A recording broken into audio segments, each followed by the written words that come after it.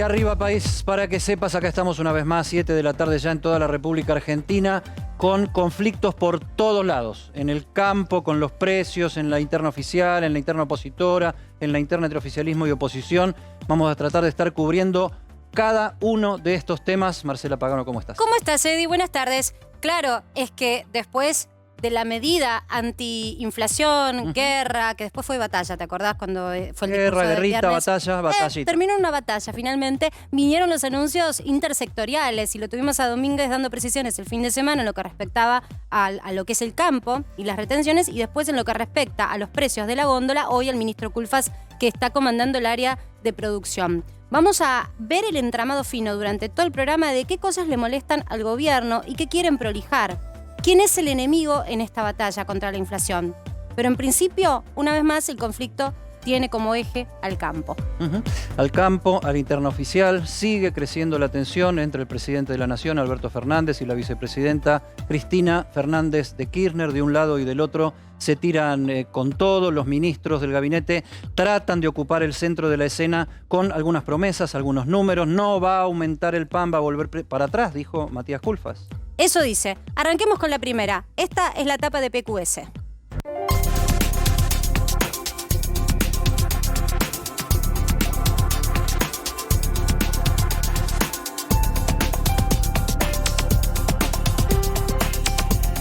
La tapa de hoy de Para que sepas, PQS. ¿Quién dijo guerra? El presidente de la Nación. Está buena para los veganos, Eddie, esta, porque está la vaquita ahí. Sí, porque está la vaquita que se asoma así y dice, ¿quién dijo guerra? Que acá vengo yo con el casco puesto. Y esta es la metáfora, esta es la caricatura de un tema verdaderamente dramático, porque la semana pasada en varios puntos del país, Córdoba, Santa Fe, ayer en Córdoba, hoy en Entre Ríos, la provincia de Buenos Aires también, en varios sectores hay cortes de ruta y movilizaciones, y así está el campo una vez más después de los 2 puntos de retenciones que le subió el gobierno a derivados de la soja, al fondo de compensación que hizo para el trigo, y las propuestas que se están manejando en las asambleas del sector agropecuario en las distintas movilizaciones en todo el país tienen que ver con marcha masiva a la ciudad de Buenos Aires en algún momento de ahora, las semanas que vienen, y la posibilidad de no liquidar para el tema del trigo y el tema de la hacienda, no estar a retener las liquidaciones para manejar desde el punto de vista económico. Te diría, el grito. No quiero ser mala, Eddie, pero podríamos decir que esta etapa podría haber sido una etapa que se reflota de años atrás. Y te diría que por lo que estamos analizando, el problema sigue siendo el mismo, y ya lo vimos con Macri y también lo vimos con Cristina como presidenta. Totalmente. ¿Por qué? Porque cuando el campo se enfurece con alguna de las medidas que son que afectan a su ganancia en definitiva y a su normal funcionamiento del negocio, como lo tienen proyectado, cuando les cambian las reglas del juego, lo que sucede es que es el principal aportante de divisas a una economía que lo necesita. Y en ese juego, en esa pulseada, hay alguien que siempre gana, y la realidad es que el gobierno hoy necesita esas divisas. Es cierto que no se puede retener todo lo cosechado y que esa siembra que dio su fruto tiene que venderse para poder sostener costos fijos, pero la verdad que el rinde del campo fue bueno, con lo cual podrían jugar con este poder de fuerza y decir, si vos no frenás acá la suba de retenciones, y no es algo, como dijiste, momentáneo, porque el gobierno dijo que era momentáneo, mientras pasa durara, a ser permanente, se pudre. Claro, mientras durara la dispersión de precios producto de la guerra entre Ucrania y Rusia. Si no cumplen con eso, podría haber una medida un poco más fuerte por parte del campo, que es básicamente retener la venta. Ahí planteabas vos que esta etapa ya la viste, y la verdad que esta etapa ya la vimos todos con distintas figuritas. Está la vaquita, puede estar algún otro muñequito. Antes de empezar el programa hablábamos con nuestro compañero Martín Angulo fuera del aire, y me decía, ¿qué? ¿Es la 125? Y le digo, no, ya debemos ir por la 128. No, debemos ir por la 140 y pico, me decía Martín Angulo. Está en comunicación Alfredo De Angeli, senador nacional, dirigente del campo. Hoy hubo protesta en Entre Ríos. De Angeli, buenas noches. Marcela Pagano y Eddie Zunino los saludamos en Para que sepas. Hola, buenas noches Marcela, buenas noches Eddie. Aquí estamos, sí, recién terminó la asamblea de productores, estuvimos toda la tarde, hicimos una caravana como de 50 kilómetros con tractores, cosechadoras y camiones. Una vez más, el campo en alerta y movilización por la incertidumbre y por toda esta voracidad fiscal que tiene el gobierno nacional. No nos olvidemos que estamos a 40, 50 días de empezar a sembrar el trigo en algunas provincias del norte, como el Chaco, Tucumán, y los productores dicen, ¿qué hacemos? ¿Sembramos o no sembramos? ¿Nos van a castigar con las retenciones o no? Lo mismo pasa después con el maíz. Toda empresa hace su programa, como ustedes, hace un programa anual, entonces dice, bueno, ¿cuántas hectáreas vamos a sembrar de trigo? ¿Cuánto de maíz? ¿Cuánto de sorgo, girasol? O la soja, o los animales. Entonces, con este gobierno, con una voracidad fiscal tremenda, dice, ¿qué vamos a sembrar y después? Bueno, ahora estamos por empezar a cosechar la soja. Ya hay algunos lotes que están dando. Dice, ¿y si nos suben las retenciones? Dice la justicia que no, que es inconstitucional, sí o no, pero podemos pasar 3 años en la justicia pidiendo si es inconstitucional o no. En concreto, Alfredo, ¿qué tal? ¿Cómo estás, Alfredo? En concreto, no les crees. No les crees que sea una medida momentánea y que solo va a apuntar al sector de derivados de la soja para morigerar eventualmente el precio del pan, que ese es el punto de la harina y del pan y de sus derivados de la harina, mientras dure la guerra con Rusia. Vos no les crees y tus colegas tampoco del campo. A ver, no le creemos, hay incertidumbre, pero decime, lamentablemente esa invasión de Rusia a Ucrania, a la cual repudiamos, si eso hace subir los alimentos, tuviera que haber inflación en Brasil, que es uno de los proveedores. Paraguay, Uruguay, y eso no está pasando. Hay un poco, lo que pasa es que tenés razón en un punto, Alfredo, que Argentina ya lo agarra con un escalón tan alto de inflación que cualquier movimiento geopolítico le pega el doble. En otros países está habiendo inflación, en efecto hay preocupación, pero no igual que en Argentina. Argentina está tocando valores récord para los meses que estamos transitando. Vos sos una persona que quiero apelar también a tu lugar como senador. Entiendo perfectamente que no les creas, pero también es cierto que a la gente le está costando mucho poder comprar algo que es tan básico como el alimento primario de la mesa de los argentinos, como el pan. Alan, coincido totalmente, pero no es la culpa del productor, Marcela. Si nosotros regalamos todo el trigo para esas 6 millones de toneladas para el mercado interno, ¿sabe cuánto bajaría el kilo de pan? El 10%. Entonces no lo busquen por los productores. Búsquenlo por otro lado, por la carga impositiva, por todo lo que la cadena. No es el productor agropecuario que es el culpable de la mesa de los argentinos. Eso le han hecho creer al pueblo argentino, principalmente al que no tiene que comer, que es el campo. El campo le ha venido salvando las papas a este gobierno con los 70.000 millones de dólares que le dio durante estos 2 años con precios récord y cosechas récord. No es el campo el culpable que los argentinos, muchos argentinos no tengan que comer. Y esto es la bronca que le dan los productores, porque dice, ¿por qué nos culpan a nosotros que la mesa de los argentinos es cara culpa a nosotros? No es así. De Angeli. Si un día el campo dice, no siembro más, no produzco más nada, cuénteme en qué pasaría. ¿Llegaríamos a Venezuela? A la abundancia de Venezuela, entre comillas. Bueno, Venezuela hoy está cantando otra canción también de Angeli. La pregunta es la siguiente. Hoy a la mañana, cuando se iniciaba esta movilización rural de 50 kilómetros que contabas, vos dijiste una vez más, el campo está en guerra con las medidas del gobierno. Y paralelamente, ayer Patricia Bullrich desde Córdoba, está José Luis Espert haciendo gestiones. Hace un ratito salió Alfredo Cornejo del radicalismo, el senador, exgobernador de la provincia de Mendoza. Hay una movida parlamentaria muy fuerte para que la dirigencia del campo vaya al Congreso y mientras tanto Ricardo López Murphy, después Martín Angulo nos va a dar los detalles, está promoviendo una denuncia judicial contra el gobierno por este aumento de las retenciones. La idea es ocupar, pregunta número 1, la idea es ocupar todos los terrenos, no solamente las rutas. Pregunta número 2, ¿de esta manera se está iniciando la campaña electoral 2023? Primero, cuando hablo de guerra, porque el gobierno le da todo a guerra, dijo que iba a dar guerra a la inflación, a todo. Nosotros lo que queremos es un plan, no queremos una guerra. Eso lo digo yo de lo que decían los productores hoy.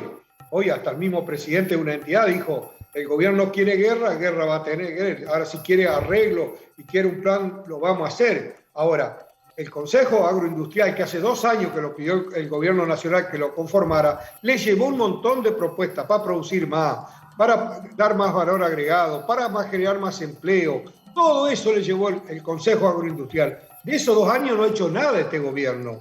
Entonces nosotros no queremos una guerra, lo que queremos es resolver los problemas. Y esto así, con una incertidumbre, es imposible que la Argentina crezca, porque el productor agropecuario es un empresario, pues el chico, mediano o grande, pero tiene que planificar su año. Tiene empleados, tiene costos fijos, tiene un montón de cosas, es una empresa. Entonces dice, si tenemos un gobierno que hoy nos dice una cosa y hace otra, nosotros estamos en alerta. Alfredo, La otra ¿pudieron...? pregunta, ¿cuál era? Si van al Congreso y a la justicia, Sí. y esto, ocupar todos los terrenos, tiene que ver con adelantar el lanzamiento de la campaña electoral 2023, porque está claro que el campo y la mayoría de los sectores del campo tienen bastante conexión con la oposición, incluso vos mismo sos dirigente rural y dirigente político de la oposición, ¿no? Sí, mira, van a ir al Congreso sin duda, vamos a estar, hay muchas cosas para debatir, hay muchas leyes que están durmiendo, que van a ir, hay leyes como Warran, la mala ley de fuego que hizo el hijo de la vicepresidenta de la Nación, muchas cosas que están incomodando, que están durmiendo en el Congreso, y porque no es por voluntad nuestra, sino por el oficialismo. Sin duda tendremos agenda con la mesa de enlace, y la campaña política sería una locura hablar con tantos problemas a los argentinos. Yo no voy candidato a nada, yo lo que quiero es resolverle el problema a esa gente que no tiene para comer, que no tiene para trabajar, y que nosotros desde el campo, con un buen programa, un buen plan de gobierno, podemos involucrar a mucha gente que entre de vuelta al sistema de Ahora, trabajo. Alfredo, yo te pregunto en concreto, entiendo perfectamente tu postura y la resistencia del campo, pero la medida ya está y se estableció. ¿Qué va a pasar entonces con esos 2 puntos extra de retenciones que AFIP va a aplicar? ¿Lo van a pagar o no lo van a pagar? Sí, a ver, yo en el tema de la justicia no quiero entrar, porque vos sabés cómo es la justicia en Argentina, es lenta. Hay quien se presentó, y lo irán a decir los profesionales los letrados, lo irán a decir. El gobierno lo saca igual. Sí, por eso. Gobierno, A priori el campo va a pagar. Y te hago una pregunta en sumatoria con esto. Hay muchos sectores que no del campo están diciendo, si avanzan con este tipo de medidas y no las quitan en el corto plazo, no vamos a liquidar en tiempo y forma los granos. Vamos a tratar de quedarnos con los granos para liquidarnos, aprovechando el mejor tipo de cambio, también como si fuese una suerte de contestación o medición de fuerza contra el gobierno. ¿Escuchaste lo mismo? ¿Es una postura que ves como trascendental? Sí, pero no todos los productores lo pueden hacer, porque hay productores que tienen deuda, que tenemos que pagar y tenemos que vender, que compramos insumos en canje, que hay que liquidar para pagar los insumos que habíamos sacado el año pasado para sembrar la soja ahora o el maíz. Hay productores con la pérdida de cosecha de maíz, están en bancarrota también. Entonces, irán a quedar algunos, irán a poder retener, pero la mayoría ya está comprometida y hay que vender. Hay un 60% que está comprometido, que hay que entregarlo, va a ir o a molienda o directamente a grano o puerto para exportar. Acá Martín Angulo, que tiene información sobre la denuncia de López Murphy en tribunales, quería también sumar una pregunta de Angeli. Sí, ¿qué tal, senador? Buenas noches. Hola, Martín, ¿cómo estás? Bien. Le quería consultar, durante el gobierno de Mauricio Macri también hubo un aumento en las retenciones. 2 preguntas sobre eso en comparación con esta decisión del gobierno. Si en ese momento también el gobierno Macri tuvo voracidad fiscal sobre el campo para recaudar más, y si hay alguna diferencia entre aquella decisión y la del gobierno de Alberto Fernández.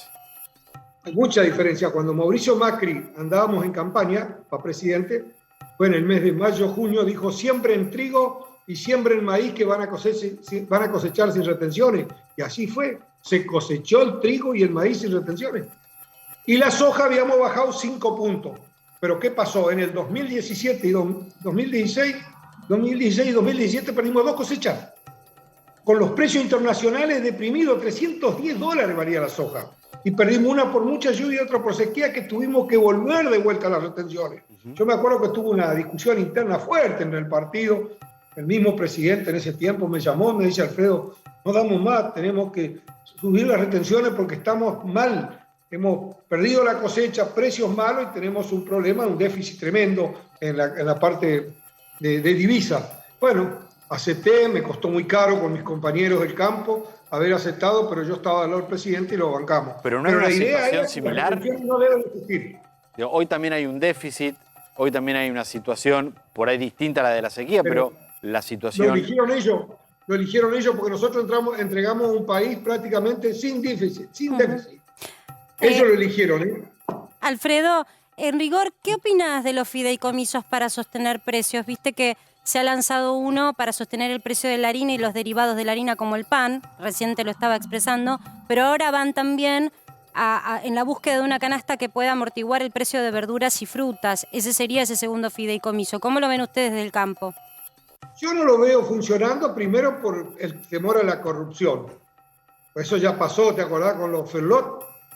¿Te acordás que se lo subvencionaba, lo del maíz? Hubo muchas denuncias de corrupción.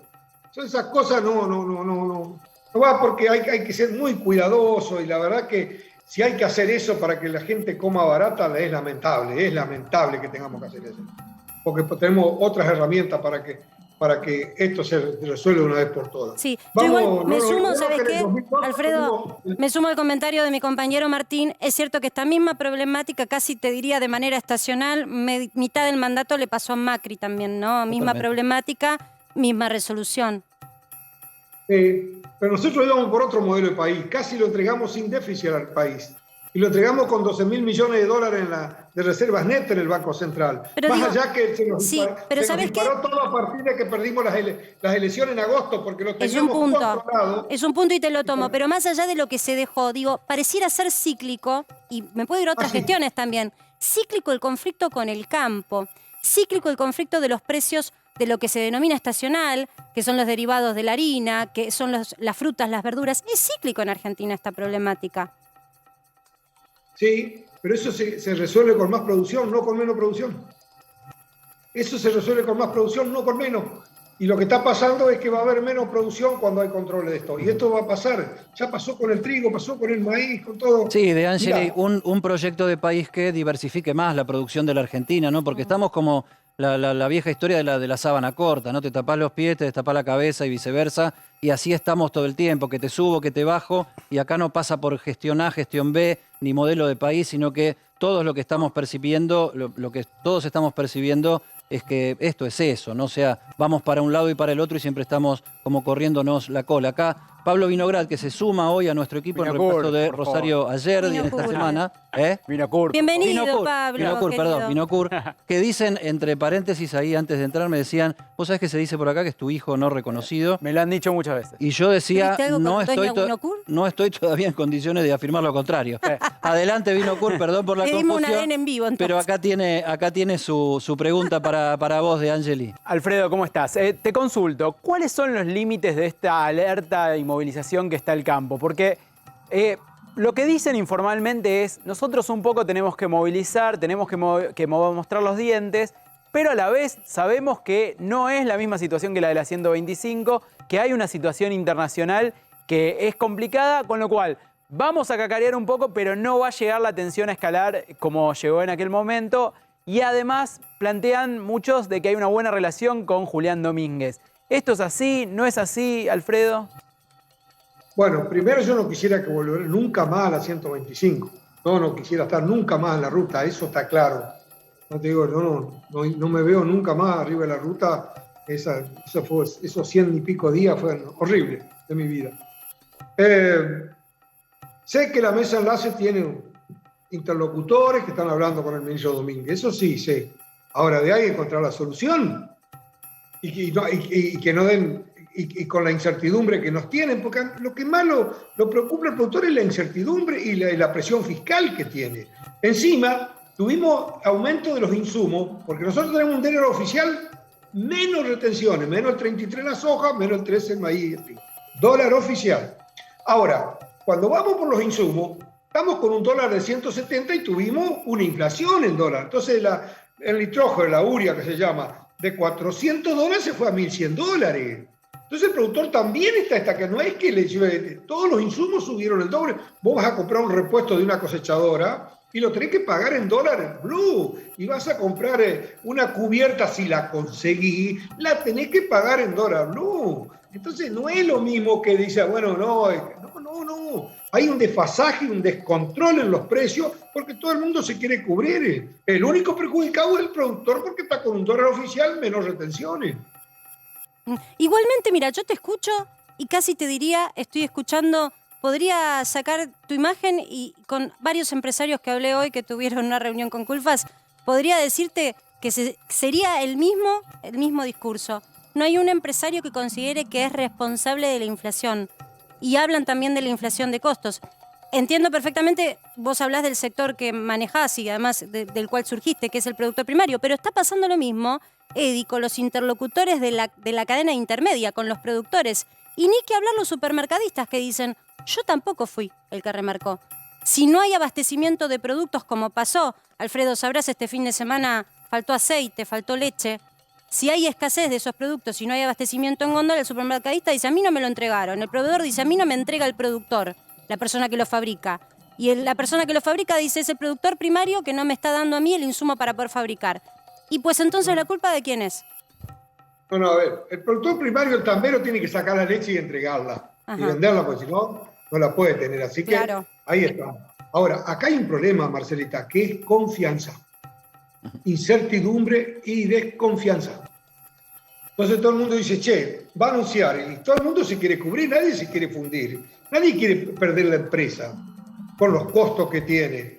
Ahora, el problema de la inflación, vos lo dijiste que sí, que este es un problema del gobierno, ese plan platita, ahora hay que pagarlo. De Angeli, ¿no habría que darle la derecha, por lo menos la descripción, al presidente de la Nación, que el viernes en su discurso tan cuestionado dijo, la inflación de 2 dígitos nos viene en la Argentina desde hace 10 años? Y acá lo analizábamos al final del programa del viernes pasado. Ese palo fue para Cristina, porque hace 10 años gobernaba Cristina, para Macri y también para sí mismo, ¿no? O sea, me parece que lo que está planteando ahí el presidente habría que anotarlo, subrayarlo bien con resaltador fosforescente y decir, a ver, muchachos, la inflación es un problema de todos.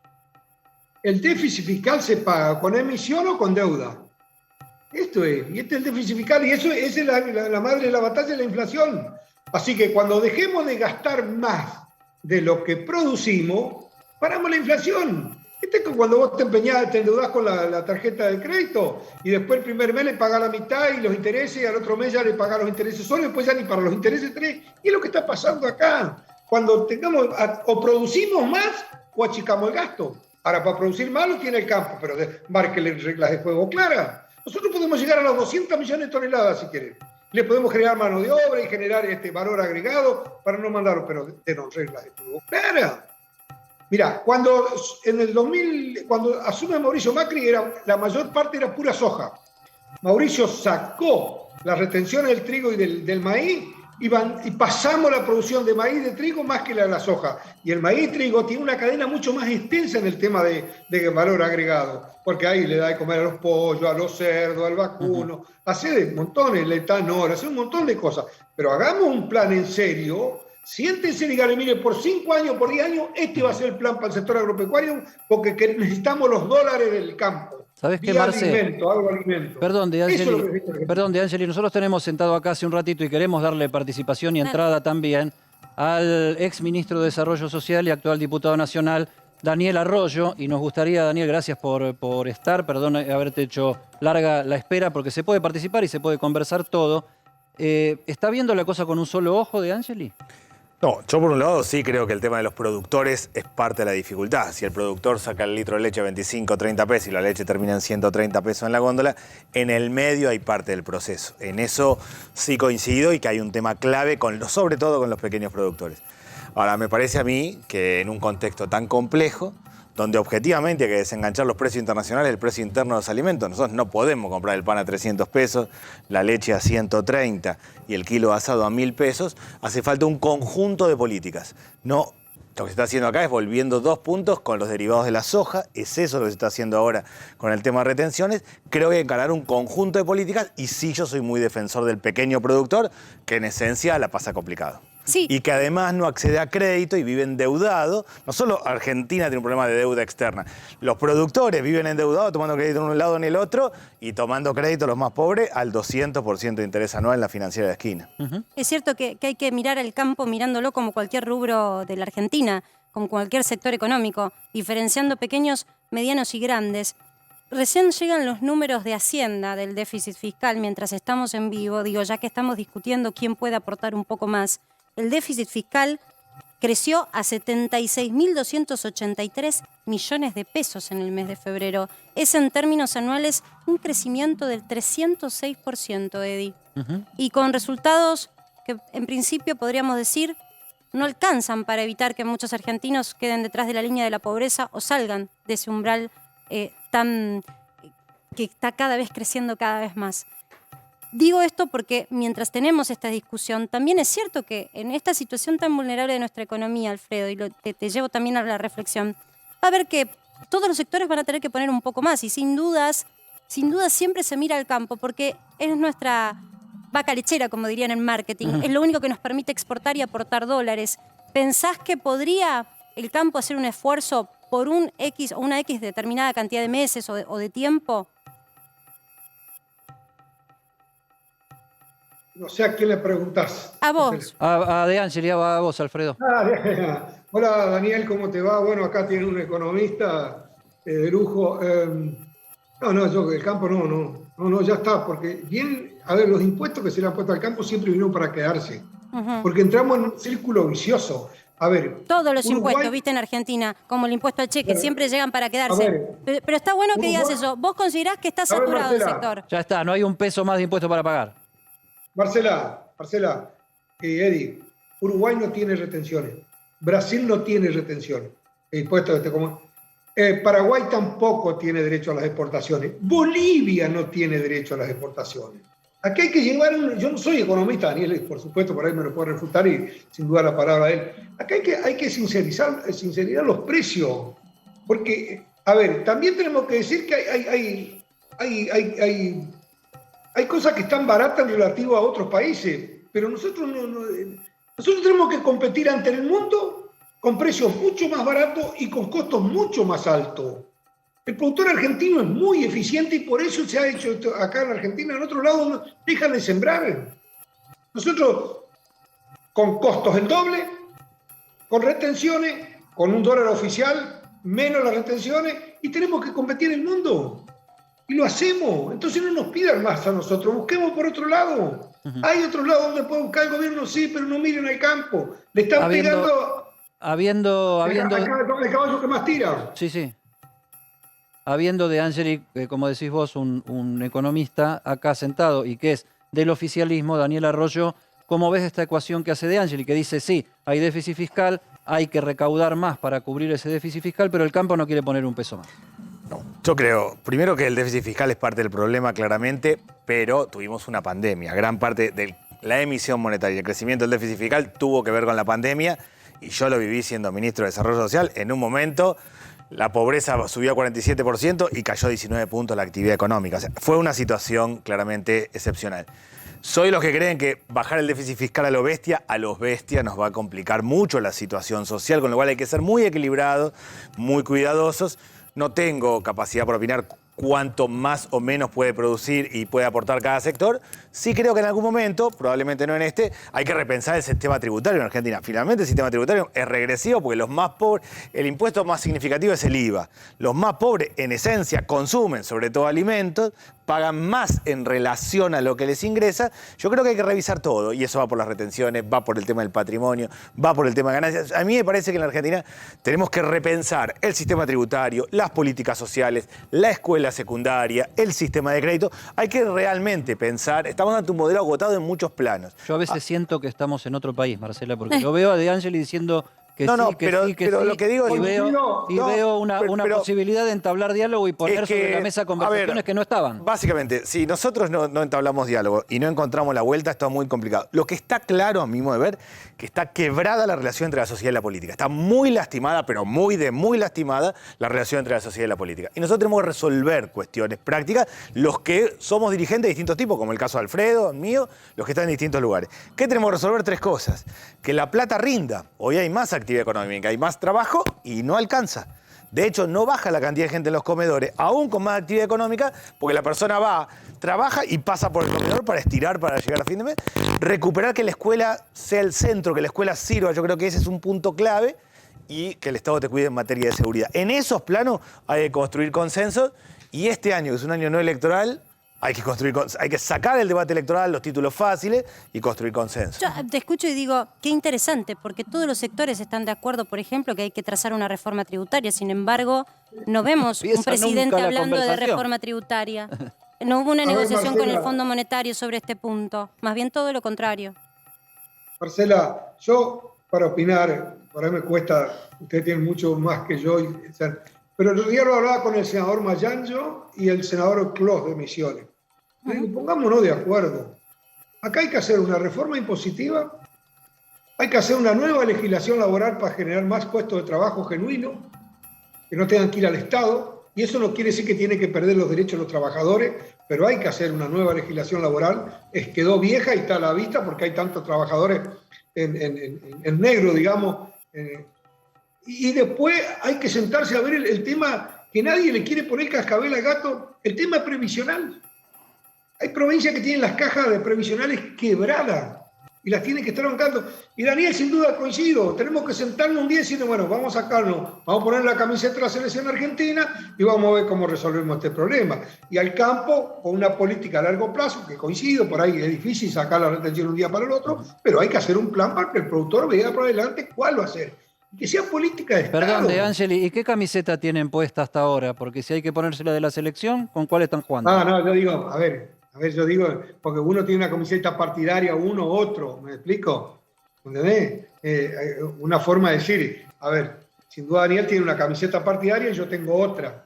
Y esa a veces no nos lleva a encontrar un consenso. Bueno, pero es una forma de decir bastante significativa de una época marcada por la grieta, que es el enfrentamiento por Totalmente. el enfrentamiento como única política de Estado.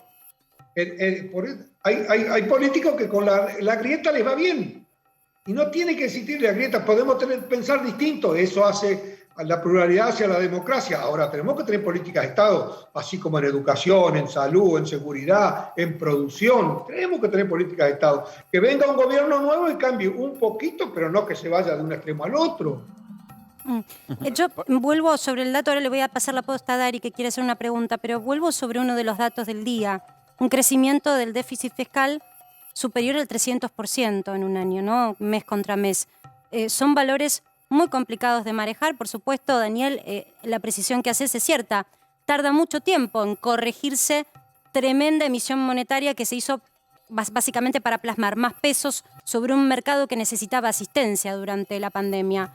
De todas maneras, yo quiero mostrarles un número que es la contracara de esto, una corrección que no va de la mano de otra. Es decir, tenemos déficit fiscal, pero no nos sirvió para, aunque sea, amortiguar los bolsillos, para que la gente sienta que le está ganando la batalla a la inflación. Vamos a mostrar, Eddie, uno de los números del día. Es un dato que tiene que ver o explica la reacción del gobierno apuntando incluso contra empresarios. Y te lo mostramos ahora. ¿Ese sos vos? ¿Dónde está? Ahí viene el número del día. Está viniendo caminando. Ahí está, el dato del día, 3,5%. 3,5. ¿Sabés qué es eso? Eso es lo que, en rigor, hasta el viernes tenían más o menos contado de inflación de consumo masivo que llevaba el mes de marzo.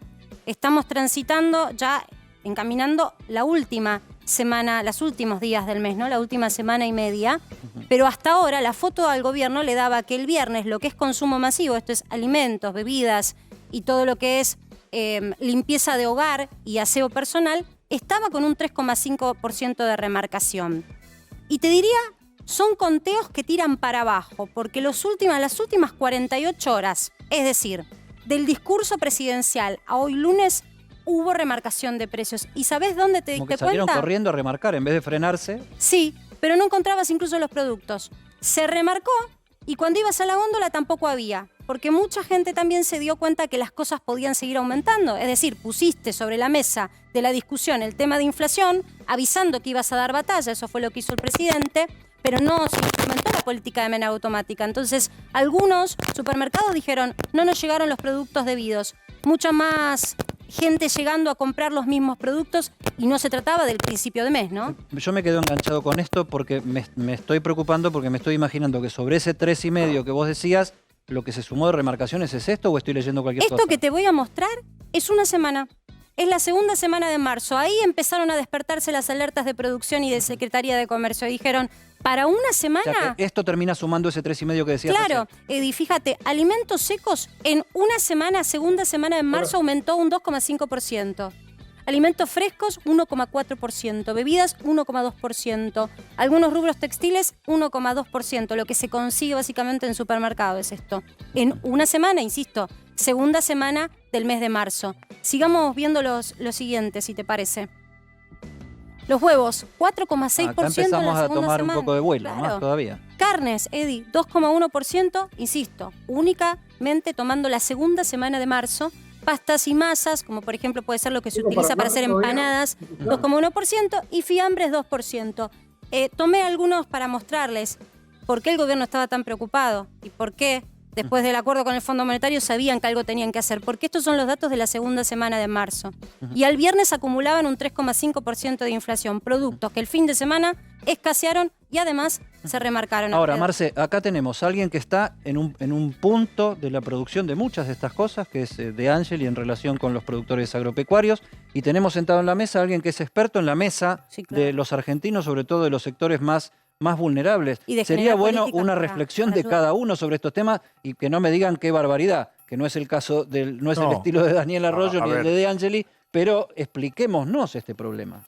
Primero, el mes de febrero fue 7,5 la inflación en alimentos, en el conurbano fue 8,6 y lo que nosotros llamamos la inflación en los barrios, es decir, no el conjunto, sino en los barrios, 9,6. Estamos ante un problema serio, claramente. O sea, la peor inflación en alimentos la estamos teniendo allí donde más necesarios son los Sale más alimentos. caro y aumentan más los precios donde hay más pobreza, primer punto.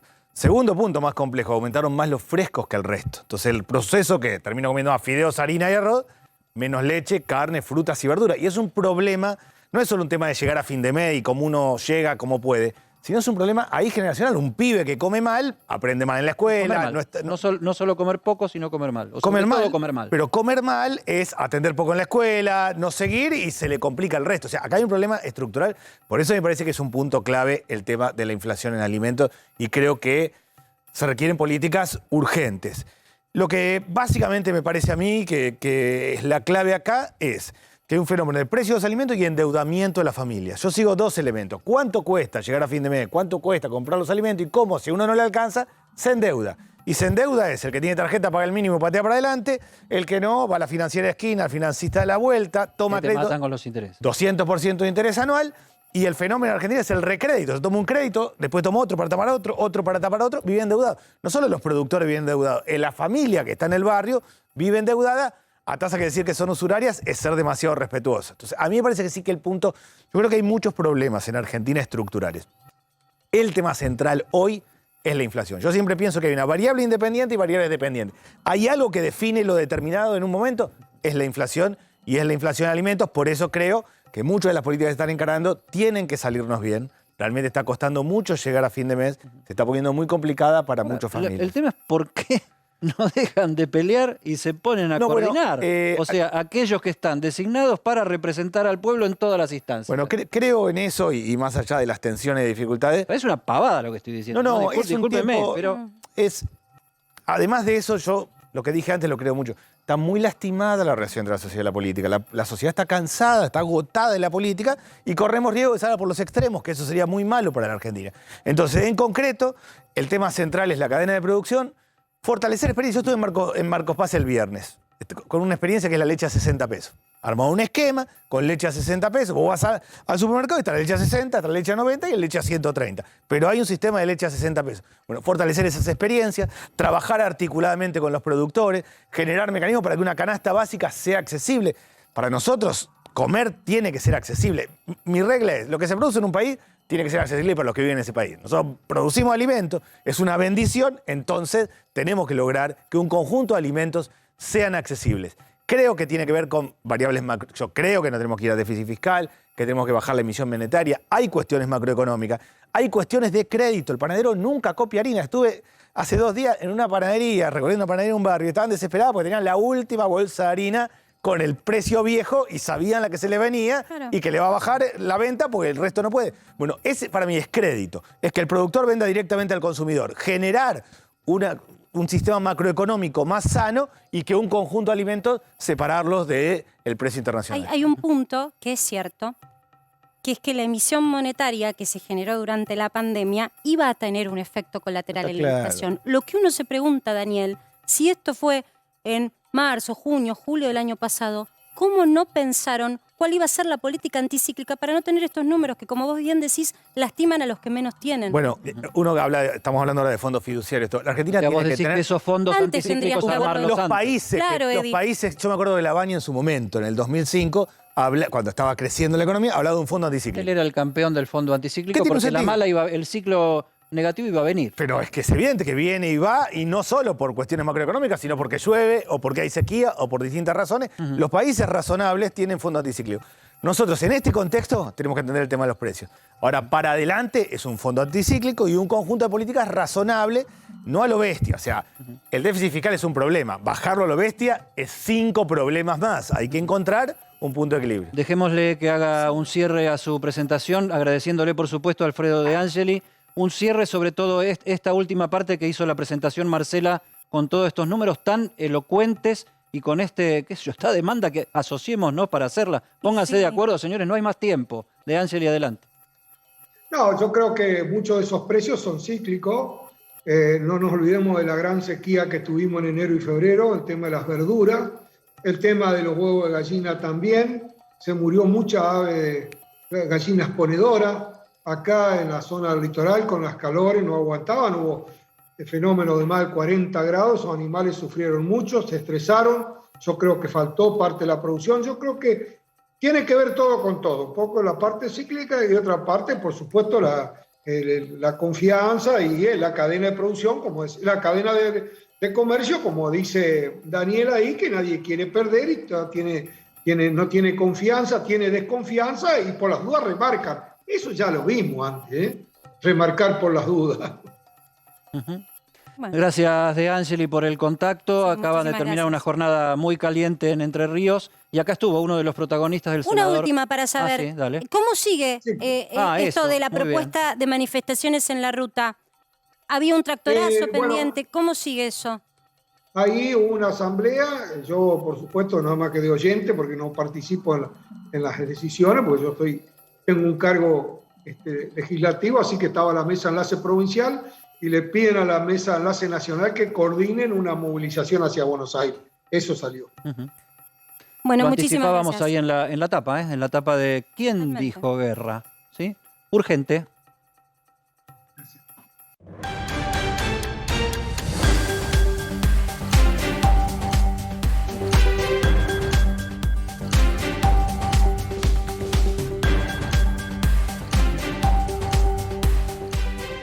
Alberto Maceira, el director del Hospital Posadas, presentó su renuncia al cargo después de 2 años de estar al frente de uno de los hospitales más importantes del país. El nombre de Maceira había sido de trascendencia en las últimas semanas por un informe que presentó acá en A24 nuestro colega Rolando Grania, que denunció que Maceira formaba parte de un engranaje en el cual se sacaban hisopados del Hospital Posadas para hacer test de manera privada, que por esos test se cobraban 6.500 pesos y que después la esposa de Maceira, Patricia Spinelli, funcionaria del Ministerio de Salud de la Nación, cargaba los resultados en la base de datos oficial de los test contra el coronavirus. Hoy Maceira, sin hacer referencia a esta denuncia por la que está siendo investigado, presentó su renuncia,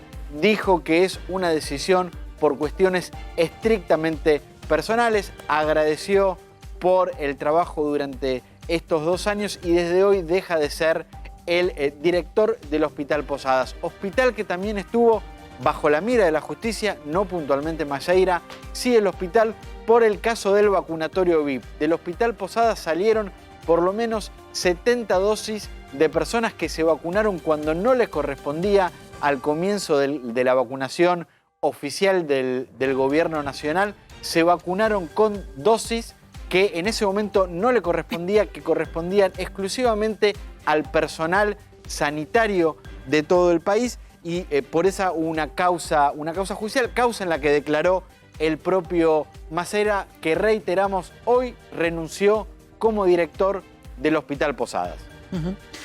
Daniel Arroyo, no estaba nada de esto planificado, la información viene cuando viene, pero merece una opinión, un análisis por parte de un representante del oficialismo, este escandalete, ¿no?, que empezó con el vacunatorio VIP y se cierra ahora con la renuncia del director del Hospital Posadas por el, no sé, el hisopado VIP, ¿no? Sí, sí. Y que además, la venta en de rigor no se insumos. sabe todavía, ¿no? Los insumos, Martín, se está tratando de trazar si salían del hospital, si iban y hacían domicilios con insumos pagados por el gobierno. No, está claro que hay que cumplir las reglas y que, sobre todo en el tema central, que fue la pandemia y la vacunación, a mí siempre me impactó el hecho, porque yo a Ginés lo tengo como el sanitarista de la Argentina, histórico, del que todos aprendimos, lo que yo no soy un hombre de la salud, pero lo que aprendí de salud lo aprendí de Ginés, pero está claro que es un hecho que no tendría que haber sucedido.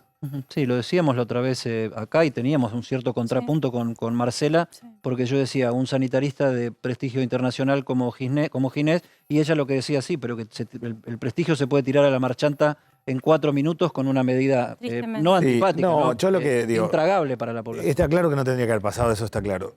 La pandemia fue una situación muy compleja, yo fui ministro de la pandemia, estábamos contra las cuerdas todo el tiempo, y las situaciones se iban sucediendo permanentemente. O sea, yo llegué pensando en un conjunto de políticas sociales, en el medio nos vino la pandemia, tuvimos que rearmar todo, ir a generar asistencia alimentaria, como otras áreas. Bueno, está claro que no tendría que haber pasado. Me parece que hay varias cuestiones, esa es una, pero que hoy lo que está lastimando la relación de la sociedad con la política es lo económico, y es ese el punto, a mi modo de ver, más crítico. Mi temor es que si se profundiza ese desenganche entre la sociedad y la política, crezcan los extremos, sobre todo la extrema derecha, que yo creo que es algo muy negativo para América Latina y para la Argentina, pues están construyendo sentido común, están construyendo la idea, no sirve para nada, el problema es la política, la casta, entonces, bueno, tenemos que dar respuesta y resolver estos problemas. El cambio de ministros en el gobierno, que marcó tu salida, y la entrada de Juanchi Zabaleta en el Ministerio de Desarrollo Social, tuvo que ver con el resultado de las PASO, tuvo que ver con el resultado de las elecciones. ¿Vos sentís que te quedó algo por hacer o estaba agotada tu misión como ministro y era bueno el recambio? No, yo me fui antes de las PASO, porque yo fui candidato. Tanto Rossi como yo nos fuimos en agosto, claro, antes, porque la que decidió el presidente con razonabilidad es que los que éramos candidatos, que éramos Rossi y yo, salieron. Independientemente de eso, mi tarea fue sostener la paz social y la sostuvimos. La sostuvimos, me refiero no solo a lo que hice yo como ministro, sino a las iglesias, las organizaciones sociales, las escuelas. Hubo una gran red social en Argentina para mantener la paz social, cosa que no pasó en Chile, no pasó en Colombia, no pasó en Ecuador, no pasó en Perú. Me quedó un tema para mí clave, que es un gran programa para jóvenes. Para mí, yo hice la tarjeta alimentar, puse en marcha un programa de trabajo, de potenciar trabajo, y empecé la urbanización de los barrios. El otro paso para mí determinante es la situación de los jóvenes. Nosotros tenemos 22% de desocupación en las jóvenes. El primer empleo es el problema central. Encarar un gran plan de inclusión para los jóvenes, es eso lo que a mí me quedó en el tintero. Ahora vamos a ir con todo lo que es también programas sociales, pero quiero tomar algo que decía Daniel para retrotraernos un poco a lo que sucedió hoy más temprano, que tiene que ver con nuestra encuesta del día, Eddie. Sí. ¿Por qué no escuchamos al ministro de Producción, Culfas, y analizamos un poco qué es lo que viene o lo que propone hacer el gobierno en materia de control de precios? Si no hay ninguna medida de acción, si no hay ninguna medida de compensación, ese trigo más caro significa de inmediato pan más caro, harinas más caras, fideos más caros y todos estos productos que, por supuesto, componen la mesa de los argentinos, encareciendo y dificultando, obviamente, el acceso a la alimentación. Es por este motivo que se definió entonces conformar un fideicomiso, un fondo. ¿Qué significa esto? Bueno, básicamente incorporar recursos a un fondo fiduciario que va a tener como objetivo central subsidiar el precio de la harina en el mercado interno para poder conservar los precios que ven el mes de febrero. Y de esta manera que las industrias que se abastecen de harina de trigo puedan seguir teniendo los precios que tenían en febrero para poder seguir ofreciendo en la góndola, en el comercio del barrio, el pan, los fideos, la harina, al mismo precio, a precios similares a los que había en el mes de febrero. Bueno, esta es una parte de los Optimista. anuncios. Una parte optimista, en rigor, un fideicomiso que apuntalaría el precio de la harina y de sus derivados, puntualmente pan, fideos, todo eso que ha aumentado groseramente en este primer tramo del año. En rigor volverían al mes de febrero.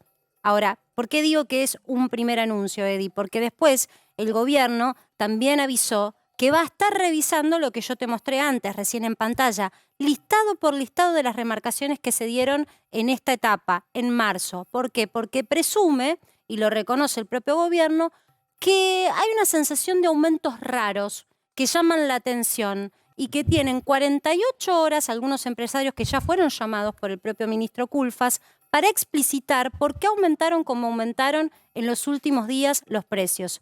Y esos empresarios que no puedan justificar, dice Culfas, les van a pedir que esos precios vuelvan al valor que registraban el 8 de marzo, es decir, borrar todo lo aumentado desde el 8 de marzo hasta aquí. Si no lo hacen, dice el gobierno, va a poner en práctica la ley de abastecimiento. Pero es una buena medida en este plano. Yo lo que veo es que hay concentración económica, hay abusos y también la espiral inflacionaria. El que tiene un kiosco delante de la casa, su gran problema es no poder reponer el stock. O sea, tiene que vender y tiene que volver a comprar para tener la mercadería. Por las dudas lo hace porque no sabe dónde está parado.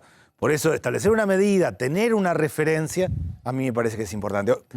Yo siempre pienso en 3 productos: pan, leche, carne. Si el pan a 300 pesos no es posible en Argentina. No es posible en términos de lo que ganamos en pesos. La línea de indigencia, que subió 9 puntos en febrero, que marca la canasta básica de alimentos, bueno, es algo realmente muy difícil. Dramático. Tenemos la encuesta para mostrar y que ustedes todos puedan participar en a24.com. Ahí tenemos el encuesta 24 para que sepas. ¿Crees que los precios se van a retrotraer a febrero como quiere el gobierno, particularmente en los precios del pan y los derivados directos de la harina? ¿Vos crees que sí, Daniel? ¿Es por sí o por no? Yo creo que tenemos que hacerlo. Creo que tenemos que hacerlo objetivamente. ¿Pero pensás que va a cumplir el empresariado? Sí, tenemos una política sostenida y firme, sí. No puede ser una cosa de un día, de una reunión. Sostenida y firme, sí.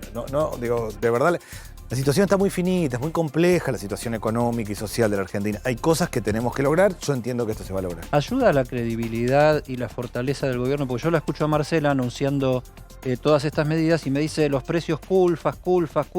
¿Y Feletti? ¿Dónde y ha quedado relegado. Diste en la tecla, ha quedado relegado, fuera de la escena, porque hasta ahora él estaba manejando lo que era el control de precios de 1.300 productos de nuestra economía. De Comercio Interior. Claro, en rigor deberían en el escalafón de mandos, ministro, secretario, ¿no? Debería funcionar de esta manera. Sabemos perfectamente que Feletti tiene un apoyo político tan importante que por momentos ha estado por encima de decisiones y de expresiones públicas que el ministro Culfas se desapegó. Por ejemplo, con respecto a las retenciones hace unos meses. Entonces la pregunta de Daniel Arroyo es esta: ¿ayuda a la fortaleza de las medidas y a la credibilidad de las medidas toda esta situación de lío interno y de conflicto que se generó dentro del Frente de Todos? Yo creo que tenemos que encapsular el conflicto en el tema Fondo Monetario. Para mí es natural que en el tema Fondo Monetario haya situaciones diferentes.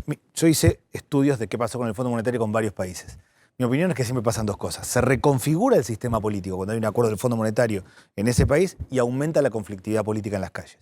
De hecho, cuando Macri tomó el último préstamo en el 2018, no existía el Frente de Todos. Veníamos de lugares distintos, ayudó a consolidar la idea de la unidad. Es natural que se vote de manera distinta, yo lo entiendo así. Todos tenemos más o menos la misma opinión del Fondo Monetario, que es muy crítica. Yo tengo una opinión muy crítica de cómo se dio el préstamo en el 2018, de la tesis de Ann Kruger del 2001, la segunda del fondo, de que los países quiebran y que empezamos por la Argentina. Ahora entendí que el default era el peor escenario y por eso voté a favor en la Cámara de Diputados. Pero eso, que es claramente mirada distinta, tiene que quedar como un punto, pero tenemos que consolidar una unidad de gestión. Y yo entiendo que va a pasar porque... Yo no digo que no pueda pasar o que sea antinatural que pase, pero permitime que discrepe con lo que decís. Yo es la primera vez que veo, y lo hemos conversado en este programa, una parte del oficialismo que vota en contra de la oposición y una gran parte de la oposición que se convierte en oficialismo a la hora de votar una medida, ¿no? Sí, es llamativo. Nunca lo vi. Sí, ahora yo seguí lo de Grecia y Portugal, por ejemplo, en su momento. Las tensiones, los cruces, las idas, las vueltas, cómo se desarma, es muy fuerte. O sea, nosotros estamos... Yo pensaba cuando estaba en la sesión, el semana pasada, no, la anterior. Ahí, en la calentura del momento. Voté y aparte decía, estoy votando sobre la deuda externa argentina, un tema que yo estudié tanto. La deuda con el Fondo Monetario, 44.500 millones de dólares. Me generaba escozor también. Mirá el tema en el que estamos. Es natural que haya mirado. De hecho, para hacer quienes votaron por no en el Frente de Todos, gran parte del documento que elaboraron, yo lo coincido en mucho de eso. Ahora, en términos prácticos, creo que el default, todo lo que estamos hablando, con default sería peor, en términos de precio, en términos de pobreza, en términos de situación crítica, con lo cual entendí que mi tarea era evitar el default. Pero yo entiendo que vamos a encapsular ahí y que tenemos una tarea clave que es resolver estos temas. Verdaderamente el tema de la inflación es el tema determinante y es lo que está desacomodando la vida cotidiana. La vida cotidiana está muy desacomodada en Argentina, en esencia porque uno no sabe dónde pararse. Y no sabe dónde pararse porque no sabe cuánto le cuestan las cosas y a dónde puede pararse y cuánta plata hay que tener. El gran tema es reconstruir. Por eso si volvemos con los precios a febrero, si establecemos un conjunto de alianzas, si uno sale sabiendo cuánta plata tiene que tener, es un punto clave. Hoy hay más actividad económica. Yo coincido con vos que la economía es el eje. Ahora, si no hay una organización política que tiren todos para el mismo lado, es raro que esto tenga una solución. Yo entiendo que la información que hoy surgía de Casa de Gobierno era la de tratar de bajarle un poco el tono a las discrepancias públicas que han tenido, vamos a decir, el albertismo con el ala más dura del kirchnerismo. Sin embargo, y acá le paso la posta a Wino, hoy hubo una expresión en redes sociales de Parrilli, que no pareciera zanjar esa grieta. A ver, hubo entrecruzamientos todo el fin de semana respecto a un albertismo, por lo menos el sector moderado del albertismo, dando señales de buscar la unidad y de reflotar la unidad. Y de hecho hoy trascendió una declaración que pareciera ser en off, o quizás se la mandó al Destape Alberto Fernández, que directamente pone: es imprescindible la unidad del Frente de Todos para enfrentar los problemas de la Argentina y evitar que vuelva a la derecha. Esto se lo había mandado Alberto Fernández, en teoría el director del Destape. Paralelamente a esto, aparece un tuit que salió hace unos días también de Oscar Parrilli. Recordamos que Oscar Parrilli es el hombre, la mano derecha de Cristina, no solo en el Senado, sino en todos. Y no habla Oscar Parrilli si no tiene el ok de Cristina. Parrilli habla por Cristina. Y mira, Marcela, este tuit de Oscar Parrilli que dice... Es casi el mayordomo, ¿no? Eso lo decís vos, yo no tengo... Sí, pregunto. Me parece un poco fuerte para... Pero, no sé. Es un trabajo digno. Usted es el conductor es un funcionario que es representativo del sector. Imagino sí la obediencia debida. Marcela es el conductor del programa, uno de los conductores. Si él lo dice, yo no puedo contradecirlo. Bueno, ¿qué dice Parrilli? Escuchá. A ver. Como dice Cristina Kirchner, esto jamás lo dijo Cristina Kirchner, pero públicamente, pero evidentemente se lo dijo a él, las elecciones no se ganan con la unidad de los dirigentes, sino gobernando para mejorar la calidad de vida del pueblo. Prácticamente una respuesta a esto que acaba de decir Alberto Fernández y algo que también planteó Santiago Cafiero el fin de semana, que también habló de la necesidad de la unidad. Es decir, vemos un kirchnerismo duro que habla prácticamente hoy, ya en un tuit publicado, que la unidad para mucho no sirve. Esto lo había dicho también Cristina Kirchner en charlas reservadas, por supuesto, solo lo conocimos a través de Trascendidos, pero Oscar Parrilli lo pone en escena. Entonces, un kirchnerismo que plantea la unidad no sirve, o la unidad no sirve ni para ganar las elecciones ni para hacerle bien al pueblo, y un albertismo que cada vez pide más: volvamos a la unidad. No sé, Daniel Arroyo, que es parte, digamos, que en general suele hablar a favor de la unidad, ¿qué piensa de este tuit de Oscar Parrilli? No, yo creo que es la unidad para resolver. Yo creo que sin unidad no hay manera. La Argentina está en una situación compleja. Hay que salir de los títulos fáciles y hay que salir del modo electoral. Este año no se vota nada, con lo cual hay que salir del esquema electoral. En ese esquema yo creo que es la unidad para resolver. Yo creo este esquema. ¿Puede decir que Parrilli está haciendo elecciones? No, Parrilli, no. A mí me parece que yo creo que estamos frente a un modelo agotado, que hay que encarar otras maneras de hacer las cosas y que la pandemia aceleró los problemas. Yo me recibí en los 90, licenciado en Ciencia Política. Estudiaba la restricción externa, problema de vuelta. Estudiaba la inflación, gran parte de lo que contaba usted. Estudiaba el tema de los productores y la cadena de producción. Estudiaba la crisis de representación. Todo lo que yo estudiaba sigue siendo los mismos problemas. O sea, realmente hemos fracasado. Tenemos una cuestión central.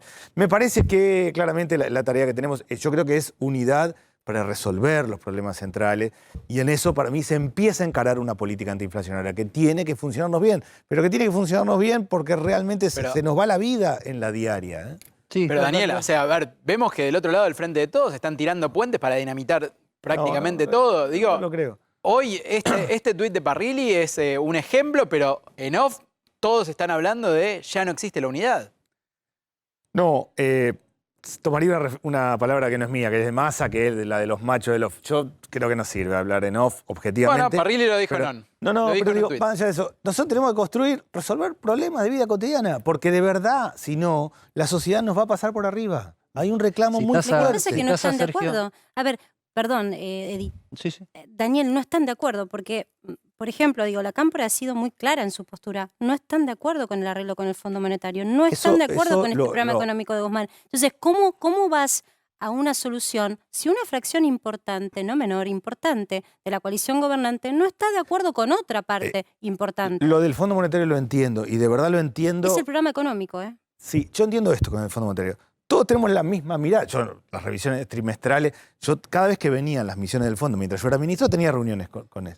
Y yo decía, cada vez que me sentaba pensaba, otra vez, yo estudié esto hace tantos años, otra vez. Está claro que ninguno quisiéramos esto, se ha dado así, fue un préstamo que no tomamos nosotros y que ya está en la Argentina. Y hay distintas miradas. Yo entendí que el default era peor y por eso tenía que votar eso, otros entendían otra cosa. Pasado eso, no creo que haya duda de que hay que ir a un plan antiinflacionario. No creo que haya nadie que crea Yo te que digo el tema que de inflación la no es el Cámpora tema ha sido central. muy gráfica y clara en que no está de acuerdo con el programa que va adjunto Sí, a arreglar con yo el Fondo Monetario. Entiendo que el punto clave acá es la inflación. Para mí el punto clave es la inflación. ¿Qué ¿Vos tiene crees que ahí se pueden poner de acuerdo Yo y en creo que otros nos temas? vamos a poner de acuerdo y creo algo. Normalmente los acuerdos con el fondo son sobre políticas públicas. Reforma previsional, reforma laboral, privatización. Este es sobre metas. 2,5 de déficit fiscal, 1,9, no es nada fácil de hacer. 1 punto de emisión monetaria, 0,5, nos da más autonomía en un contexto de debilidad. Este es un acuerdo de la debilidad. Nosotros no teníamos cómo pagarle al Fondo Monetario. Pero en ese contexto yo creo que todos vamos a trabajar tirando para adelante con el tema de inflación y creo que una parte de la oposición nos va a ayudar. Porque Ahora, se nos va la vida en esto en serio. Ahora le damos a Darío Misraji, que tiene una pregunta para hacer, pero déjame que acote esto que viene a lo que conversaban a propósito de la pregunta de Marcela. Vos sos del Frente Renovador, dentro del Frente de Todos, es el espacio que lidera Sergio Massa. Viste que se dice que en los divorcios los que pagan el pato son los pibes, ¿no? Son los que quedan en el medio y los platos rotos les van pegando en la cabeza. ¿Massa es el que termina pagando los platos rotos o es el mediador que por arriba resuelve la situación del Frente de Todos? No, para mí es el que hizo lo que tiene que hacer. Yo creo que todos tenemos que trabajar lo que tenemos que trabajar. Yo como fui ministro de Desarrollo Social, trabajé de ministro. Hoy trabajo de diputado, hago leyes, elaboro leyes. Massa, presidente de la Cámara de Diputados, lo que tenía que hacer es sacar el acuerdo de deuda externa de la Argentina. Y lo hizo. Y lo hizo en un esquema razonable que cedimos todos. Yo creía, por ejemplo, que tenía que estar el programa también, que con lo que votábamos era artículo 1, la refinanciación, artículo del programa. La oposición creía que no. Hubo idas, vueltas, terminó efectivamente no estando ese segundo artículo. Y eso es lo que tenía que hacer. Es decir, todos tenemos un rol. Lo primero que tiene que hacer la política es cumplir el rol. Para empezar, nosotros nos pagan por lo que hacemos, con lo cual tenemos que hacerlo. Es decir, no es una sociedad de fomento que yo de onda un ratito cuando puedo voy a ayudar y nadie me puede pedir Bueno, nada. salvo que quiera sortear la dieta, pero es otro tema. Pero digo, independientemente, Milei. lo que quiero decir, todos tenemos una responsabilidad. Yo creo que Massa estuvo a la altura y cumplió con su responsabilidad. Como cada uno de los que estuvimos en la pandemia, haciendo lo que tenemos que hacer. Bueno, ha cumplido su responsabilidad. Ahora la responsabilidad de todo es el tema de la inflación. Arroyo, cuando uno analiza un poco la experiencia histórica y de los países de la región y de gran parte del mundo, la verdad es que la política antiinflacionaria que funciona, los planes antiinflacionarios que funcionan, tienen casi todos dos elementos. Uno es un plan de estabilización, sobre todo cuando están tan desajustadas las variables económicas, con tanta emisión monetaria como la que vemos en Argentina. Esto por ahora no se ve en lo que plantea el gobierno, pero sobre todas las cosas, credibilidad política, una autoridad política, sobre todo en el área económica, que plantee una serie de parámetros y que sea creíble para todos los actores económicos.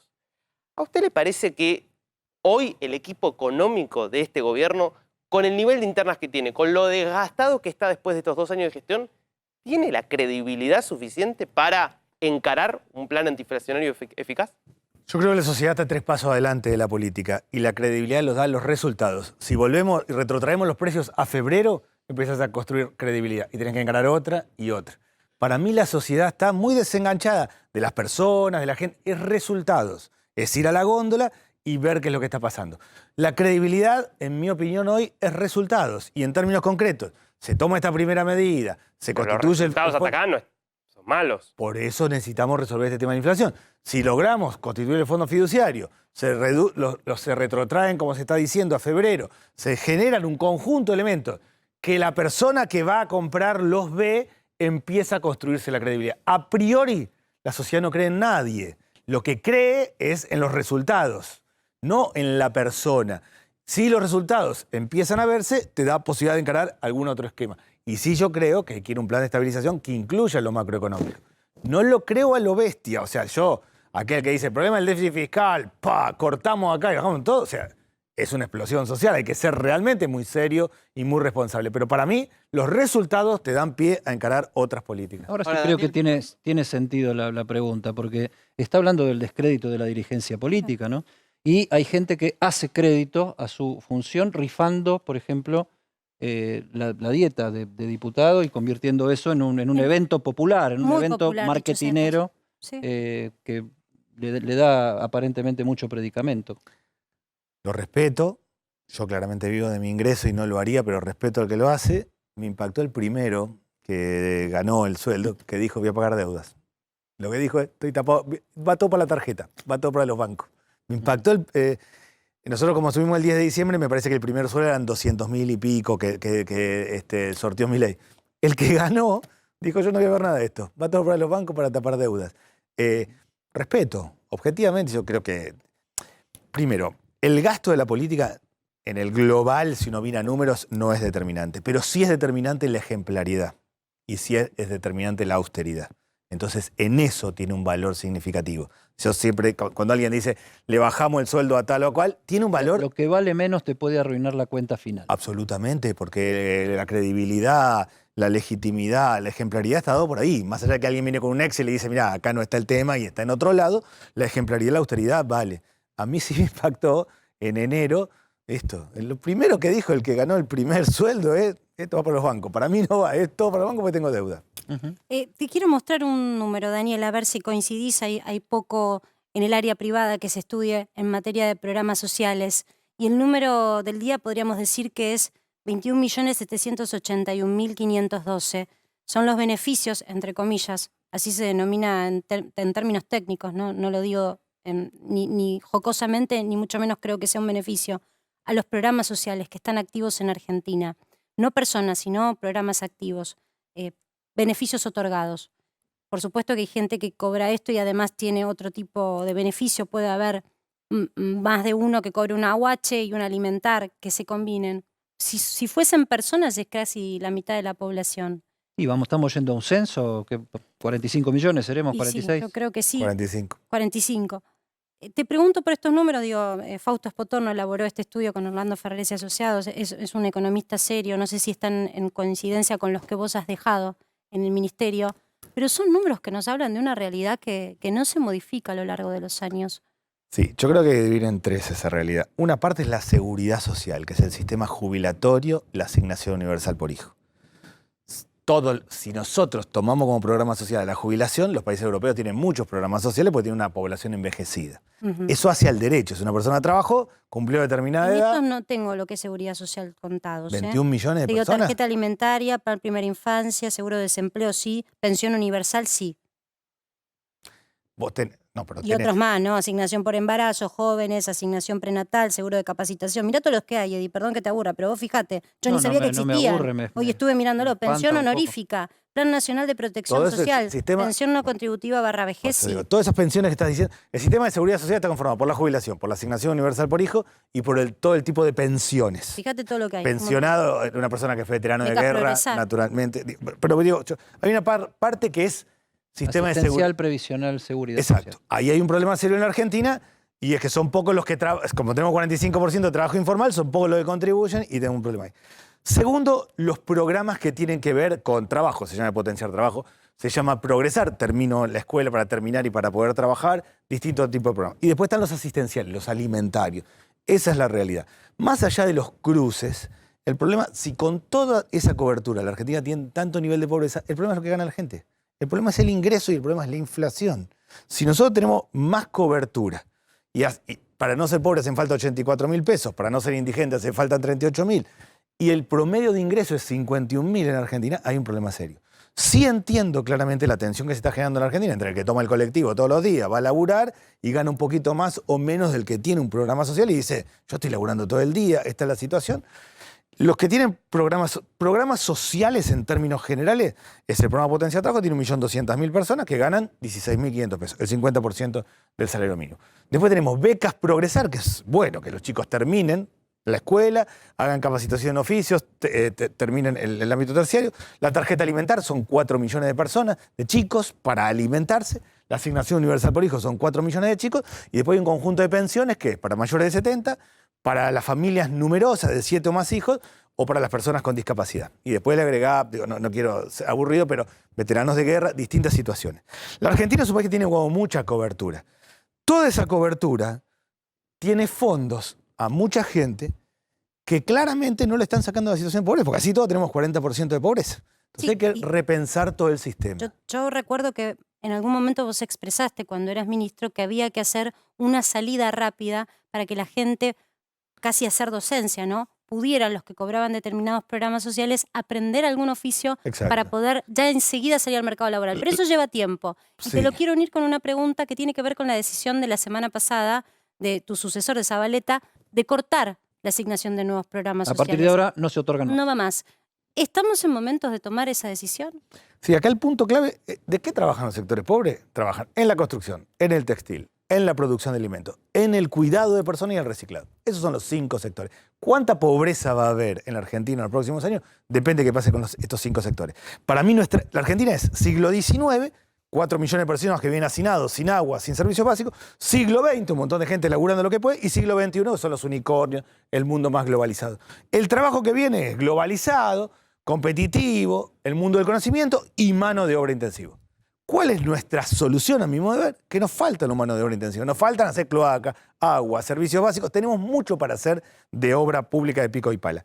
Dicho esto, depende qué pase con estos 5 sectores productivos. Las personas que tienen planes sociales, uno puede vivir en 3. Hay una parte que crece la economía y entra automáticamente. No tiene un problema de capacitación, tiene un problema de mercado. Empieza a funcionar, entran. Hay una segunda parte que requiere capacitación, que es un tornero, que era un tornero con un torno a pedal, hoy no es tornero a la hora de buscar trabajo, tiene que reconvertirse. Y hay una tercera parte más lejos, problemas de adicciones, de dificultades muy grandes, muy fuera de todo, en situación muy crítica. Esa es la realidad. Hoy gran parte de la gente que tiene planes sociales trabaja por su cuenta. Son gasistas, cobran el plan social, son gasistas, plomeros, carpinteros. No tienen máquinas y herramientas para trabajar. Yo presenté 2 proyectos ahora que tienen que ver con lo que estamos hablando. Uno de mercado de cercanía, fortalecer los mercados de cercanía, financiar los mercados de cercanía para que el productor venda directamente al consumidor, y otro, crear un sistema de crédito no bancario a tasa del 3% anual. ¿Para qué? Para que el carpintero tenga una sierra circular. Y si tiene una sierra circular, hace mueble a medida. Y si le va un poquito mejor, va a buscar un pibe de la esquina para darle laburo. Ahora, si toma crédito al 200% de interés anual, no tomó una sierra circular. Vive endeudado de por vida. Para mí es un tema de una parte de la gente va a conseguir trabajo formal, la mayoría no. La mayoría va a trabajar y seguir Ahora, trabajando por su hay propia un cuenta. par de- Le faltan máquinas y herramientas. Me engancho mucho con esto porque es parte de la solución del problema. ¿no? Sí, O sea, claro. no el plan social, sino el trabajo. Me Exacto. parece que en eso vamos a estar todos de acuerdo, sobre Absolutamente. todo los que reciben el plan social. Absolutamente. Ahora, yo digo, hay temas que sobre todo en el oficialismo, al que vos perteneces, aunque como parte de un sector, están prácticamente prohibidos de conversar y que se garantizan siempre en las campañas electorales y ahora, por ejemplo, que se hizo un acuerdo con el Fondo Monetario Internacional. No se puede hablar de reforma laboral, flexibilización laboral, cambio de reglas de juego en materia laboral. De eso no se puede hablar en un gobierno de signo peronista. Y otro tema muy cuestionado, pero yo creo que es atendible desde el punto de vista del sector del otro lado, que es oficialismo en la capital federal, que es el tema de las becas a los estudiantes de los últimos años de la escuela secundaria para que hagan algunos tipos de trabajo en escuelas, en empresas privadas, a lo que yo agregaría también empresas del Estado y organismos del Estado para generar cultura de trabajo en los jóvenes. ¿Por qué no se puede hablar de esto? O si se saca el tema, chao, vos sos parte de la lepra. No, hay que hablar, a mi modo de ver, saliendo de los títulos fáciles y no haciendo las cosas a lo bestia. Es decir, si uno quiere que algo no salga en el sistema educativo, tiene que hacerlo por decreto. Yo mañana digo, a partir de mañana todos los chicos tal cosa, no va a funcionar. Yo creo en el sistema dual. El sistema dual alemán es, en los últimos 2 años, alguien vincula escuela y trabajo. Las escuelas técnicas están armadas, yo soy maestro mayor de obra, después estudié ciencia política, pero me recibí en la escuela técnica. Lo natural era, los últimos tiempos vas empezando a aprender a trabajar para después poder trabajar. Eso está bien, hacerlo así, tipo, en todo lado, como sea, porque lo digo yo, no va a pasar, si hay que armar un sistema donde efectivamente se vaya integrando, vaya vinculándose con el mundo del trabajo gran parte de los últimos años. Lo mismo hay que incentivar algunos sectores. Que la persona que tiene un plan social tome un trabajo y que quien lo contrata tenga un incentivo fiscal, está bien a mi modo de ver. Es una forma de ir integrando y que se mantenga 12 meses. Primer empleo. Que la persona que va a tomar un primer empleo, quien lo contrata, tenga un incentivo fiscal, está bien. Ahora, ir a una flexibilización al estilo tradicional no tiene ningún sentido. A mí me parece que... Ir a una conversación racional sobre las cosas. Y partiendo de la base que es complejo, que venimos de una historia de fracasos con plan de estabilización, con programas laborales, con muchas cosas, y que ninguno tenemos toda la razón, y que tenemos que trabajar seriamente. Ahora, lo que es bajar la carga tributaria sobre quien da empleo es algo que ya estaba, Daniel, era simplemente continuarlo. Tuvimos ministros cuyos sueldos se pagan con los impuestos que todos pagamos, armando una reforma tributaria un año y medio. Después podemos discutir si era la mejor o no, pero por lo pronto se desafectó. Había una escalerita en donde se achicaba lo que esa persona que da un empleo genuino y en blanco en Argentina paga por cada uno de sus empleados. No, hay que discutir. Digo, el profesional... ¿Por qué no se continúan las políticas hay que trabajar. cuando cambian los gobiernos? Yo sí, de verdad creo que la pandemia fue algo distinto. Si nosotros tuvimos contra las cuerdas todo, la sociedad, la vida cotidiana, la escuela, quienes gestionábamos, estábamos todos contra las cuerdas. Es decir, yo me sentía en la pandemia como manejando en el medio de la neblina. Es decir, tenés que darle para adelante, no irte de la línea y no sabés que sigue adelante. Bueno, eso ya pasó. Ahora hay que trabajar seriamente. Hay que partir de la base de construir nuevos paradigmas. Y nuevos paradigmas sobre lo que hay. El sistema educativo es bueno en Argentina porque cubre todos lados. Hay escuela, en la posta rural más chiquitita hay una escuela. Eso es algo positivo. Hay que rearmar contenidos. Es un valor. Sistema de salud en Argentina. Hay salita de primeros auxilios en todos lados. Eso es un gran valor de la Argentina. Tenemos que lograr que te atiendan, que haya tecnología. Bueno, eso es lo que a mi modo hay que hacer. Yo creo que saliendo de los títulos fáciles, siendo realmente encarar políticas serias, vamos a poder avanzar. Mi opinión es que la credibilidad de la sociedad va a estar dada en el tema de inflación. Si nosotros no resolvemos el tema de inflación, difícilmente alguien cree. Esto se gana por etapas. Es como la confianza que le puede ganar una maestra a un alumno. Le dijo un par de cosas que le entraron y entonces las otras dos que dice, las toma. Nosotros logramos retrotraer los precios de febrero, hacemos tal cosa, entonces podemos hacer otra. La sociedad no te cree per se, no le cree a nadie per se. Sí, cuando ve algo concreto, a mí me pasa cuando yo decía tarjeta alimentaria, estamos haciendo esto, bueno, y entonces podríamos hacer esto, empezó a funcionar. Resultado, y ir avanzando y salir de los títulos fáciles. Realmente es un sistema que hay que repensarlo todo. Gracias, Daniel, por participar, Gracias. para que sepas, y por este extenso reportaje. Valía la pena detenerse Sí, y también ver cómo podemos enmendar algunas situaciones de nuestra sociedad. Y cómo se dio la dinámica y todas las voces, que es lo que queremos acá, ¿no? Porque abrimos con De Claro que Angeli, sí. cerramos con Daniel Arroyo. Muchísimas gracias, Daniel. Gracias. Viste, Marce, que estamos con la tapa. Ajá, sí. Bueno, yo ahora voy a ensayar una contratapa. Dale, te dejo, ¿Sí? todo tuyo. Me voy a tomar agua. La tapa de revista es esa que presentamos hoy. ¿Quién dijo guerra? Pero vamos a una contratapa de diario, que es una contratapa un poco más analítica, editorial, de opinión. Y miremos estas caras que pueden tener que ver con la actualidad, un poco mezclada, ¿no? Porque está la política y están los medios, está el periodismo. Miremos ahí a estos personajes que son el presidente de la Nación, Alberto Fernández, el periodista, colega Horacio Berbisky y otro colega que es Jorge Lanata. Acá los tenemos a los tres en pantalla. La grieta se mete en los medios, o los medios se meten en la grieta. Este huevo o la gallina no lo vamos a resolver hoy, pero sí podemos decir que Jorge Lanata y Horacio Berbisky son símbolos extremos del periodismo argentino. Y cuando digo extremos, digo un lado, el del cristinismo, y el otro lado, el del antikirchnerismo. Horacio Berbisky, Jorge Lanata.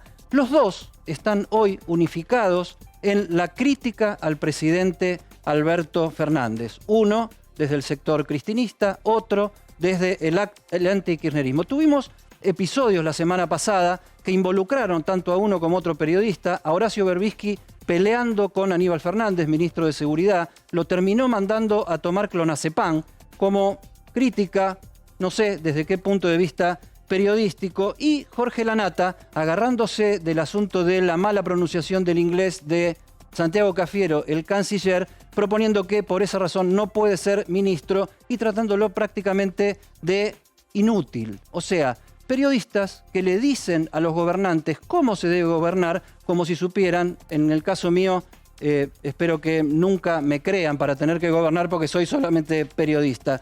dos versiones del periodismo militante apuntando al mismo blanco desde dos sectores de la grieta periodística. Uno desde más anclado en la oposición externa al gobierno, que estamos viendo apoya al gobierno criticándolo, y otra que es la oposición interna del kirchnerismo, que critica al gobierno pero no rompe. Desde acá, este es el mensaje final. Lo que pretendemos hacer, y todas estas notas que hicimos, por ejemplo, en este programa con toda esta dinámica, es no entrar en la grieta, no entrar en el periodismo que le indica a la política lo que debe hacer, sino en el periodismo que interpreta los resultados y le pregunta a la política y la interpela con fuerza, con solvencia, sobre las soluciones que nos están faltando a todos. Marcela.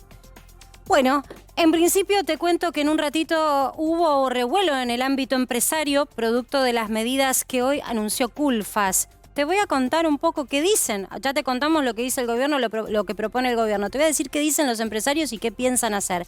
Y además, recordá que sos parte de este programa y podés hacer tu votación en redes sociales.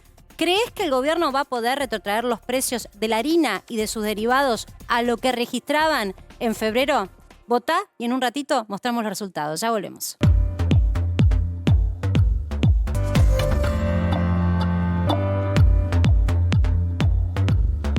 ...2026 y seguimos en Para que Sepas. Y te invito mientras te estás preparando la comida o quizás te estás tomando un vinito, no sé, yo me imagino lo que harías. Lunes. Y sí, Lunes, hasta sí, ahora. también. Y Bueno, con las dale. noticias que hay que digerir, Dale. Eddie, por lo menos, viste, Se hace así, un mirá. tentempié, algo. Yo te invito a que votes. Esta es la encuesta que tenemos, la decíamos al comienzo del programa. En rigor, ya es momento de votar. Y queremos saber qué opinas vos a través de las redes sociales que te sumás y participás de nuestro programa. ¿Crees que los precios se van a retrotraer a febrero como quiere el gobierno? La votación, yo creo que hoy merece nuestro invitado, nuestro economista amigo Fausto Spotorno, ser él quien vote. Que ponga el dedito. Fausto querido, buenas noches. ¿Qué tal? ¿Cómo le va? Buenas noches. ¿Por sí o por no? No, no se va a retrotraer. Pero te voy a explicar porque técnicamente No se retrotrae. No, no se A ver, puede. pará. Así Primero empezamos, votamos. empezamos con no. Vamos a ver si la gente coincide con vos. Efectivamente, el 97,2%. Creo que es la más que alta, ¿no? más absolutamente arriba dio, 97,2 por el no. Sí, y el sí lo votó Feletti y Culfas. Bueno, en rigor nadie estaría... ¿Viste lo que decía recién Daniel Arroyo del tema de la credibilidad? Si no cumplen esto, el tema de la credibilidad va a estar un poco dañado, ¿no? Si el No, gobierno no. no logra esto... Además te voy a explicar por qué no se puede. ¿Dónde fallan todos estos programas? En gran medida, cuando vemos todos estos acuerdos, en realidad es el gobierno hablando con las grandes empresas que producen alimentos y van a los grandes supermercados, etcétera, que son los que más comúnmente se conocen, pero cuando uno mira las grandes empresas que venden los grandes supermercados, ¿qué porcentaje del mercado es? Es un 30% del mercado. El 70% de la gente no compran grandes supermercados ni a grandes empresas. Ajá. Entonces, O sea que este fideicomiso y esto de señalar con el dedo empresa por empresa, supermercado por supermercado, proveedor por proveedor, para llevar el precio a febrero, por lo menos no lo ves. ponerle que funcione para las grandes empresas que más o menos se manejan dentro de los grandes supermercados. Aún si lográs que esos se retrotraigan y te cumplan por un tiempito, ahora vamos a ver el tema del tiempito, igual estás hablando solamente del 30% del mercado. El 70% del mercado, que compran en pequeños comercios, verdulerías, carnicerías, almacenes, se manejan por otras vías y es otro mercado que no es tan fácil llegarle desde el punto de vista del lado del gobierno. Aparte, el pan es en la panadería. Pan en la Los fideos panadería. en el almacén. Fideos Después en en el almacén. súper, si llegás, es otra vía. Carne en carnicería, pollo en la pollería. Entonces, ahí está el 70% del mercado. El tema del supermercado, hipermercado, con grandes empresas que venden ahí, es para, diría, Gran Buenos Aires, Capital Federal. El resto se maneja en otros canales. Me encanta bajar las cosas bien a la realidad cotidiana, bien pedestre, para que se entienda de qué estamos hablando. Porque si no decís, voy a bajar las estrellas y te las regalar. Sí, No, muy sí, lindo, sí, muy la poético promesa. todo, pero no funciona así. No, y además pensar que en ese 70% de economía en negro, hay canales de distribuciones más informales, lo que llaman las ventanas, que son, por ejemplo, en los barrios que una familia abre una ventana y vende como un kiosco, como un almacén de su casa. Bueno, todos esos canales, esos más formales, más informales, ese 70%. O sea que aún si lográs que te retrotraigan las grandes empresas en las grandes cadenas, porque ahí tenés que hablar con el supermercadista, con el transportista, estás hablando de un porcentaje que no es ni siquiera la mitad. Aparte, del el consumo. panadero que te está que la harina que te compró para hacerte el pan de mañana ya la compró con el aumento. Sí. Yo lo compré- Hay un punto acá que yo les decía antes de ir al corte, ¿no? Conocíamos la voz o la postura del gobierno, que les dijo a los empresarios, y Culfas les dio 48 horas para que algunas empresas que remarcaron en las primeras, sobre todo en la segunda y tercera semana de marzo, pudieran explicar por qué esas remarcaciones, más allá de la harina, que tiene su explicación como base en la suba de commodities y la guerra de Rusia y Ucrania, hubo aumentos del estilo, por ejemplo, ¿no?, de productos de limpieza, de artículos del hogar, desabastecimiento de aceite, desabastecimiento de leche, desabastecimiento de huevos, desabastecimiento de verduras y productos frescos. Todo este fin de semana. El presidente anunció una guerra contra la inflación y el fin de semana dicen en el gobierno se generaron dos cosas: remarcaciones que ya se venían dando y además desabastecimiento. Ahora bien, 48 horas para poder explicar, Edi Fausto, tienen los empresarios por qué aumentaron lo que aumentaron. Porque el gobierno dice son aumentos raros. ¿Qué dice el empresariado? Que esto es lo que te decía en la alta data del día. El empresariado dice que el gobierno indague, porque nosotros tenemos las estructuras de costos bastante demostrables. Y por otro lado dicen, y además podemos ir a una judicialización. Por ejemplo, muchas empresas están poniendo sobre la mesa que no les están autorizando la importación de insumos, Edi. Insumos que en Argentina son necesarios, dicen estas empresas, para la fabricación o producción local. Si esas empresas no tienen esos insumos que no se fabrican en Argentina, por ejemplo el packaging, si no lo tienen, no pueden producir más. Y si no producen más, venden poco o venden menos, hay menos oferta y además eso es un círculo sobre el tema del empleo. Entonces dicen los empresarios, no joroben porque nosotros también tenemos cosas para decir que hasta ahora no la estamos diciendo. Te tiro la pelota, Fausto. Esto Bueno, ya que lo es cierto. dijimos. Si vos mirás el índice mayorista, no el IPIM que subió 3,6, pero el índice de precios del productor, que es el más directo que recibe el empresario, subió 4,5 en febrero. O sea que ya de movida, los empresarios recibieron productos con 4,5 de costo entre sí. Pero además, todo ese esquema de ir persiguiendo a ver quién aumentó, y te vas a encontrar con que todos aumentaron un poquito. Al fin de la historia vas a tener a las provincias que subieron ingresos brutos, a las ciudades que subieron alguna tasa municipal, al camionero que está aumentando el precio porque sabe que le viene el aumento de la nafta. Te vas a encontrarte con que todos tienen un poquito de responsabilidad, porque en realidad no es que no estás hablando de una suba de precios cuando hablas de inflación, estás hablando de una caída del valor del dinero, que es el fondo de la cuestión. De todas las medidas. El productor también te va a incluir la nafta, no solamente la logística del transporte. Pero El productor todos, por también. eso te digo, cuando empezás por el camino, vamos a tratar de salir del laberinto de quién aumentó los precios, te vas a encontrar con que todos tuvieron. Tenés paritarias, o te vas a encontrar con que el sindicato pidió las paritarias, que la nafta subió el transporte. Entonces, todos tienen algo de aumento. Entonces, en realidad estás tratando de conseguir los mecanismos de lo que los economistas llamamos los mecanismos de transmisión de la inflación. Fíjate que no hablamos de inflación, estamos hablando de los mecanismos en los cuales se transmite la inflación. Pero el origen de la inflación es otro. El origen de la inflación es problemas con el valor del dinero. De todas las medidas que posiblemente tengan algún impacto real sobre la inflación, la única que creo yo que puede tener un impacto real es lo que se está esperando, que es la suba de tasa de interés por parte del Banco Central. Que la frenaron. Que la frenaron. Que la frenaron. Tenía que haber sido el viernes y la están demorando. ¿Por qué? Porque hay un pacto también con el Fondo Monetario. Tasa de interés, según lo pactado con el programa con el Fondo Monetario, debe ser positiva. ¿Qué significa? Que tiene que estar por encima de la inflación. A estos niveles, el poco crédito que hay, el crédito que vos usás con tu tarjeta de crédito, se encarece mucho. Se encarece por encima de la inflación y no tu salario. Claro. Sí, hay un tema de lógica interna del gobierno también, ¿no? Que la crema del kirchnerismo se pasó toda la gestión Macri cuestionando el aumento de la tasa de interés como control, ¿no? Hay un problema con eso. ¿Sí? La crítica tiene algo de válido. Si tu única política antiinflacionaria es subir la tasa de interés, Planchaste todo. Bueno, es demasiado. Digamos, le estás pidiendo, porque Argentina no tiene un sistema financiero tan grande como Estados Unidos. Entonces Estados Unidos sube un cuarto de punto y ya todo el mundo se pone, porque el crédito está en todos lados, ¿no? Para poner un dato, el crédito al sector privado en Estados Unidos es de 200% del PBI. ¿Ah? El crédito del sector privado en Chile es de 100% del PBI. Chile, ¿eh? En Colombia es del 64%. En Brasil, en Colombia del 46%. En Brasil del 64%. En Argentina es del 14%. Entonces subir la tasa y como que tenés que subirla mucho para tener algún impacto. Entonces, si tu única política es la suba de tasa de interés, te vas a quedar corto. Pero hoy es la única política real antiinflacionaria, que es tratar de reducir la emisión monetaria o absorber dinero de alguna manera. El resto de los programas antiinflacionarios, cualquier programa antiinflacionario tiene tres patas. Reducir la cantidad de dinero, reducir la emisión, ajustar en las cuentas públicas, o sea, austeridad fiscal, y la tercera, estabilizar el tipo de cambio. Pero el problema es que hoy no tenés ninguna de las tres. No tenés ninguna de las tres en un programa antiinflacionario. Entonces no arranca. Entonces, ¿qué tratás de hacer? Bueno, vamos a llamar a todos los empresarios a ver si aflojan con los precios. Ahora, Fausto, Sí. cualquiera, si uno mira las políticas que vos decís y si uno mira también, digo, la experiencia de Argentina en el pasado y de otros países, esas políticas que pueden dar resultado o han dado resultado para bajar la inflación son políticas recesivas.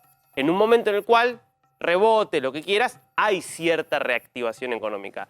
Digo, ¿es posible pensar en un plan antiinflacionario eficaz que no implique una recesión, un aumento del desempleo en la Argentina? Es un buen punto. En realidad, es cierto que vos vas a tener, no solamente eso, si vos haces hoy un programa antiinflacionario en Argentina, lo más probable es que lo primero que te pase es que además la inflación suba, no baje. Y eso nos va a pasar con seguridad. Es que un programa antiinflacionario serio hoy en Argentina va a generar primero una suba en la inflación antes de que baje. ¿Por qué? Porque tenés que ordenar muchos precios que están todos desordenados. El más obvio de todos, obviamente, es el dólar. Tenés dos precios del dólar, no tenés mercado derecho del dólar. El segundo son las tarifas. Tenés los precios de las tarifas de servicios públicos que valen una cosa y la estás pagando otra. Y el tercer punto es el Banco Central. El Banco Central tiene una pelota de deuda. Si vos decís cuánta plata hay del Banco Central emitida, son más o menos 3 billones, casi 4 billones, 3 millones y medio. ¿Cuánta plata promete el Banco Central emitir? Hay más de lo que te emite. Entonces, vas a tener que ordenar al Banco Central. Estas son las causas estructurales, te sumo una cultural, es el por las dudas del acomodamiento, ¿no? O sea, Fausto. te subo por las dudas porque no sé a dónde va el programa de shock. Tampoco es cultural. No es cultural. Eso es necesario por el lado del empresario. Porque el empresario, acordate que para seguir funcionando, tiene que anticipar el aumento de precios. Prever, porque si no, ¿cómo? Muy sencillo, yo te vendo a vos, ponele que yo, no sé, compro celulares y los vendo. ¿Tá? Entonces te lo vendo a vos a un precio. Con la plata que vos me pagas, yo tengo que poder recomprar celulares para seguir con mi negocio. Ahora, si yo calculé mal el precio del que va a estar el celular en el futuro cuando lo tenga que recomprar, y te lo vendí a vos, y esa plata no me alcanza para recomprar un celular, perdí. Por más que en teoría gané plata, pero perdí porque tengo que salir a poner plata en mi bolsillo para recomprarlo. Fausto, a ver, vos recién te preguntaba Darío si esta política antiinflacionaria no era recesiva. Ahora vos estás hablando de prácticamente un shock antiinflacionario que va a generar inflación en un corto plazo. Sí. Ahora, la situación social no aguanta ese shock, porque tarifas no podés aguantarlo, el dólar no podés aguantar. Con un 50% de pobreza, ¿cuánta pobreza nos vamos? Bueno, por eso digo, ahora va la parte que no terminé de... Por eso cuando decís, tenemos que ir a un programa antiinflacionario y a un programa, porque lo tenemos que hacer en algún momento, o sin la alternativa a eso, dejar que la inflación siga subiendo y en algún momento se nos va a escapar la tortuga. Entonces, el camino es reformas estructurales. Lo único que puede compensar el efecto recesivo o incluso el efecto inflacionario de un programa antiinflacionario con estas características es que hagas reformas estructurales tal que te permita reactivar por otras vías. Ejemplo, desregulaciones económicas, o sea, que sea mucho más fácil invertir. Y ahí es donde empezás a generar el efecto confianza y decir, bueno, ante estas condiciones lo puedo hacer. Vos fijate que los programas con reformas estructurales en general han llevado a una recuperación económica antes que un efecto inflacionario. Pero otra vez, eso implica sentarte con todo el mundo, presentar las ideas, porque además cuando hagas todas estas cosas, pone que ajusto las tarifas, resuelvo el tema del Banco Central, resuelvo el tema de las tarifas fiscales, etc. También me tengo que sentar con los sindicatos y decirle, bueno, muchachos, acá vos tenés que hacer un ajuste también de los salarios para acomodar, y a los empresarios decirle, bueno, van a tener que pagar, van a cobrar más, pero van a tener que pagar más, y tratar de hacer todo un programa integral. Sobre eso, cuando vos hablas con empresarios, con inversores, con gente que está en el mundo de los números de los negocios y hablas de todos estos temas, imagino que hay un momento que te dicen, bueno, ¿y la política?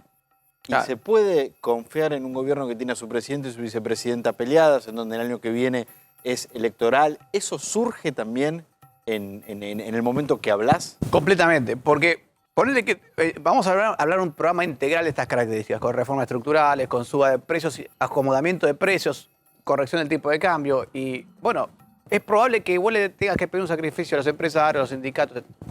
Te lo van a aceptar ese sacrificio, siempre y cuando la política también haga el sacrificio, que todos hagamos sacrificio, y que vean que ese sacrificio en el futuro tenga frutos. Ahora, hacer un sacrificio sin saber si en el futuro va a dar frutos, nadie te lo va a aceptar, nadie. Ahora, te hago un punto acá, Fausto. Digo, tuvimos un gobierno que fue el anterior, que no tenía un núcleo peronista, que venía con si querés, el viento a favor de la duda, del beneficio de la duda, y además que tenía muchos empresarios dentro de lo que fue la gestión de gobierno.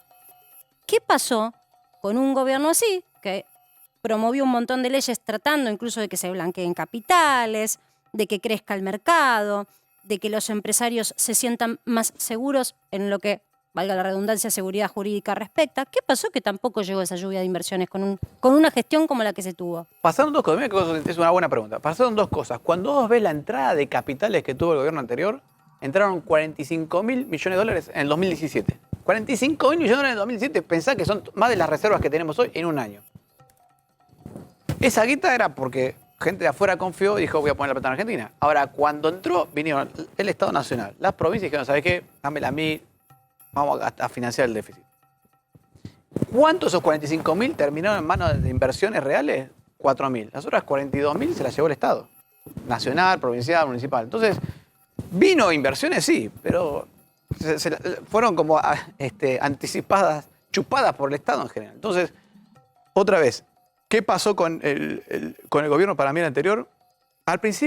Vos al principio de un gobierno podés pedir confianza y generar confianza. Al cabo de 2 años, ya es reputación lo que estás vendiendo. O sea, al principio no te conozco, pero vos me venís y me decís todo lo que yo quiero escuchar. Te creo porque vos me estás presentando un programa. Ahí va la credibilidad. Pero a los 2 años ya no tengo que creerte. Ahora de 2 años tengo que ver qué hiciste. Y ahora sí voy a basarme en tu reputación, en lo que hiciste. Y cuando vos ves qué pasó para mí el gobierno anterior, no sé cuánto. A ver, una pregunta, un punto clave es: ¿cuánto dinero terminó llegando a manos del sector productivo? O sea, en inversiones, en desregulaciones. No llegó mucho. El sector productivo se quedó con algunos consiguieron inversiones, pero no fue algo generalizado. El juego de los números y que siempre le ganan la carrera al control de la política, que está bastante descontrolada. Volvemos en 1 minuto nada más en Para que sepas.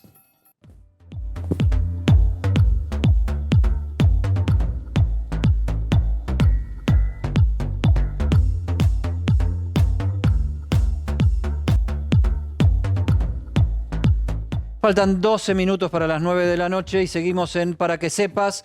Tenemos un último momento.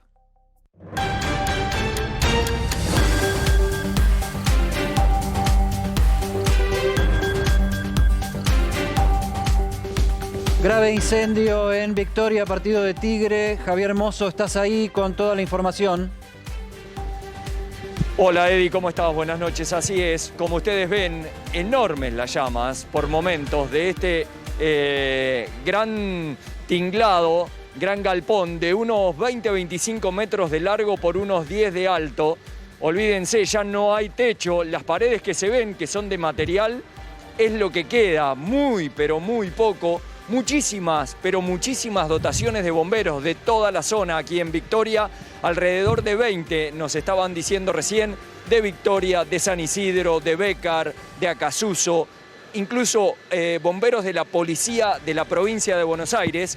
Y les quiero mostrar, observen este camión, fíjense todas las líneas de agua que están tratando de apagar este incendio, 1, 2, 3 acá. Es impresionante el movimiento de los bomberos por momentos. Javier, porque ellos están... Vemos ahí la cantidad de... Sí. O sea, están a full los camiones a todo su potencial. ¿Qué Sí. hay en ese galpón? ¿Qué es lo que se incendió? Es material inflamable de muy alto combustible, plásticos, cartones, papeles. Es una empresa logística que se llama STC, la que se está prendiendo acá, una empresa logística, pero en un momento había trascendido que era una empresa química. Por suerte no, solo una empresa logística cuyo incendio provoca unos olores muy fuertes, particularmente olor a plástico quemado y demás. Javier, la magnitud sí. es clara con la descripción que nos mostrás. Solo saber con precisión si hubo heridos o algo más allá de lo material que lamentar. No, por suerte no hay heridos, porque esto arrancó alrededor de las 6 de la tarde, cuando ya la empresa logística, Marcela, ya había cerrado. No hay personas heridas, por suerte, solamente a priori los daños que acabamos de ver en este galpón inmenso que ha sido prácticamente devastado por las llamas. Prácticamente devastado por las llamas. Y seguramente, por acá se meten los bomberos. seguramente habrá que cuantificar si esos daños, que son por suerte nada más que materiales, pero a la hora de hacer la cuenta va a ser para la empresa muy, muy tremendo, si son materiales que la empresa de logística tenía que trasladar, porque eso afectaría a otras empresas tal además, cual. ¿no? Tremendo. Tal cual, Javier, exactamente. Nos quedamos trabajando allí con las dificultades del caso. Estás haciendo una fenomenal tarea. La verdad que trabajar de noche haciendo estas coberturas es dificultoso, pero la magnitud queda clara cuando se ve entre la noche la imagen del humo y esta dotación, este despliegue de dotaciones de bomberos. Enseguida volvemos con vos, tenés absoluta prioridad. Volviendo un poco a la realidad que estábamos tocando, el trasfondo de la política económica, hay novedades en materia política, Wino. Sí, hablábamos antes de un debate. ¿Unidad o ruptura? Prácticamente era lo que decíamos. Alberto Fernández pidiendo la unidad como sea. Parrilli, ¿cómo era? El mayordomo. Eso. De Cristina.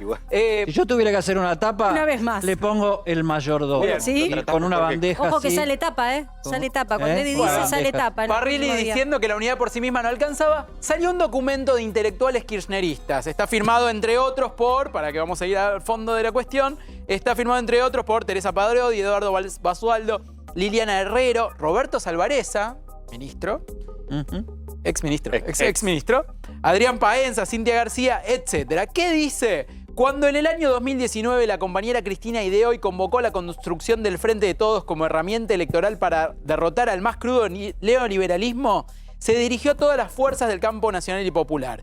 La razón de ser de ese Frente de Todos no era claramente derrotar al macrismo, sino reponer e incrementar las políticas de derechos e inclusión de los 12 años del gobierno nacional y popular, movilizando al pueblo y nunca moderando sus demandas. ¿Qué es lo que están planteando? Lo que decía Parrilli en el tuit.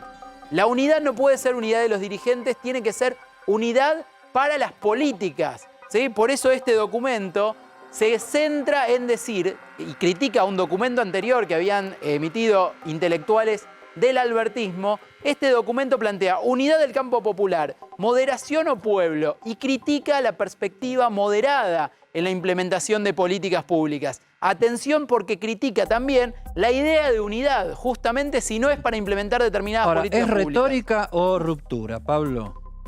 A ver, en la carta se cuidan, no hablan de ruptura. Dicen que, de hecho, cualquier frente de unidad popular lo que tiene que plantear es una discusión interna para ver cuáles son las políticas que se presentan. Ahora, es duramente, no tenemos el tiempo para contar lo dura que es la carta. Por ejemplo, dice... A ver, ¿alguna frase que te haya llamado la atención? Por ejemplo, habla de la carta anterior de los intelectuales albertistas y dice: un grupo de compañeros y compañeras proponen en un reciente documento una discusión en la que el gobierno del Frente de Todos parece no tener origen ni sujeto. Cuando dicen parece no tener origen ni sujeto, el origen es, para estos intelectuales, es Cristina y los 12 años de gestión de Cristina, y sujeto es, en el ideario, es el pueblo, ¿no? La palabra unidad flota en un vacío autosuficiente, o sea, si Alberto Fernández hoy hablaba de unidad y ayer Cafiero también hablaba de unidad, acá habla de vacío autosuficiente. Como si no hubiera sido consecuencia de acuerdos entre diversos sectores políticos. En ese documento no figura ni la memoria colectiva, ni el pueblo trabajador, ni la base social del Frente de Todos. Apenas hace alguna referencia lejana a mantener la unidad para construir la transformación material progresiva. Los términos Macri, macrismo, Juntos por el Cambio, sistema financiero, precarización, concentración, desigualdad, no son utilizados en el documento. O sea, ahora, ¿sabés lo que le pasa? marca la cancha de lo que tiene que decir Totalmente. el documento. Eddie, ¿eh? Totalmente, pero ¿sabés lo que pasa? Que en la práctica, en los hechos, hubo unidad de la dirigencia para la acción. Lo que pasa es que fue una unidad donde el kirchnerismo duro quedó afuera y la acción fue el acuerdo con el Fondo Monetario Internacional. Sí, Pero no es la unidad que están pretendiendo desde este sector. Claro. Y A ver, lo que pone en evidencia esta carta o este documento es que, lejos de querer acercarse a Alberto, el kirchnerismo más duro considera que no hay que acercarse porque no están de acuerdo con las políticas y cómo comanda el mando Alberto Fernández. Esto es explícito. Si hay un acercamiento, si hay un intento de llamada de Alberto a Cristina, no lo sabremos, pero lo que sí, hay una situación comunicacional que deja en evidencia que el kirchnerismo duro no está de acuerdo con lo que está haciendo Alberto Fernández. Y sería interesante preguntarle a Fausto si esto tiene efectos económicos y afecta y de qué manera la credibilidad del gobierno para tomar decisiones. No, a ver, obviamente lo que hace desde el punto de vista económico es que se muestre un equipo, un gobierno débil, ¿no? Ahora bien, si vos me decís, ¿qué pasa si hay una ruptura política? Yo no sé cómo pega eso en el mercado.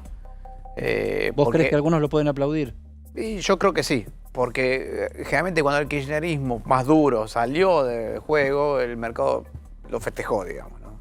Por ahí un día, después se arrepintió, pero puede pasar. La verdad es que hoy no hay tampoco del gobierno, ni de la parte más kirchnerista pura, ni del lado del gobierno, hay ideas muy sólidas. O sea que vos decís que a la larga esto puede llegar a favorecer a Alberto Fernández estratégicamente como figura de conducción política del país. Sí, depende de lo que haga, digamos. Depende de lo que haga el gobierno. A ver, pero del gobierno hoy no están saliendo ideas. O sea, cuando hablamos del mercado de capitales o del mercado de empleo, cualquier tipo de mercado que hay en Argentina, el sector privado básicamente, ya no, esta discusión política no le juega a nada. Porque ninguna de estas discusiones están planteando temas económicos con seriedad. Hoy estaba escuchando lo que decían ahí de la distribución del ingreso. Fíjate, salió el dato, ya hablábamos con Marcela recién, salió el dato de gasto público de febrero, un mes, febrero. El aumento de gasto público de febrero de este año respecto a febrero del año pasado, de lo que se gastó en el mes, es equivalente a 1,5 veces lo que se recaudó en todo el año pasado del impuesto a las fortunas. O sea, se lo fumaron en un año, pero de gasto de un mes. Es insólito realmente. Yo te quiero preguntar, como cónclave quizás del reportaje, algo que preocupa a muchos argentinos, que tiene que ver con el dólar. Cuando se anuncia el acuerdo y finalmente sale la votación de la refinanciación de la deuda con el Fondo Monetario, teníamos un tipo de cambio calmo. Cuando digo tipo de cambio me refiero al que no controla el gobierno, sino a los del mercado. Hoy el contado con liquidación, por ejemplo, que es legal, que es un tipo de cambio que surge de intermediación en la bolsa de comercio o en Wall Street para sacarlos al exterior, subió un 1,4%. En un solo día fue una suba fuerte y otra vez roza los 200 pesos. ¿Por qué subió? Mira, eso te refleja lo que estábamos diciendo recién. Fíjate, ¿qué pasó con el dólar hace 2 semanas? Pasaron 2 cosas, que el mercado lo interpretó bien. Se firmó el acuerdo con el FMI, eso implica alguna entrada de dólares, ahora van a entrar reservas por el acuerdo con el FMI, y subió el precio de los commodities, el mercado dijo, bueno, hay más reservas del FMI, más dólares de entrada, bien, el dólar baja. Entran dólares por 2 lados. Entra dólar por 2 lados, el dólar tiene que ajustar. Razonamiento perfecto económico. Ahora, me pusieron retenciones, se están peleando, que bueno, ahora ya salió el Senado, pero hasta hace unos días estábamos con el tema del Senado, y le metés más ruido a algo que estaba más o menos funcionando. Entonces, fíjate que cómo la Argentina económica, la que tiene que funcionar económicamente, los empresarios, los trabajadores, los comerciantes, miran las cosas de una manera completamente diferente a lo que están mirando hoy. Al final, el título de hoy tendría que haber sido de nunca acabar siempre en la misma. Más o menos es que estamos conversando siempre los mismos temas. Eso nos planteaba en el corte Marcela Pagano. Sí, que es cíclico. Lamentablemente son incluso los mismos actores, las mismas caras y las mismas discusiones, pero no encontramos una solución a los problemas que sobre todo aquejan a los más vulnerables y también a la clase media. Gracias, Fausto, por venir y repasar con nosotros las nuevas medidas que pretende el gobierno, y les agradecemos a todo el equipo, a Dari Mirraji, a Martín Angulo y a Winocur, que está reemplazando por unos días a nuestra querida Roa Yardi. Pablito Winocur, hijo o no, vamos a ver el ADN esta semana del señor Edisonino. Estamos haciendo los estudios, Los vamos a encargar y los vamos a hacer en vivo. Quédense porque nosotros nos tenemos que ir, por supuesto nos reencontramos mañana a las 19 horas, pero llega ella, ya viene Vivi Canosa. Chau.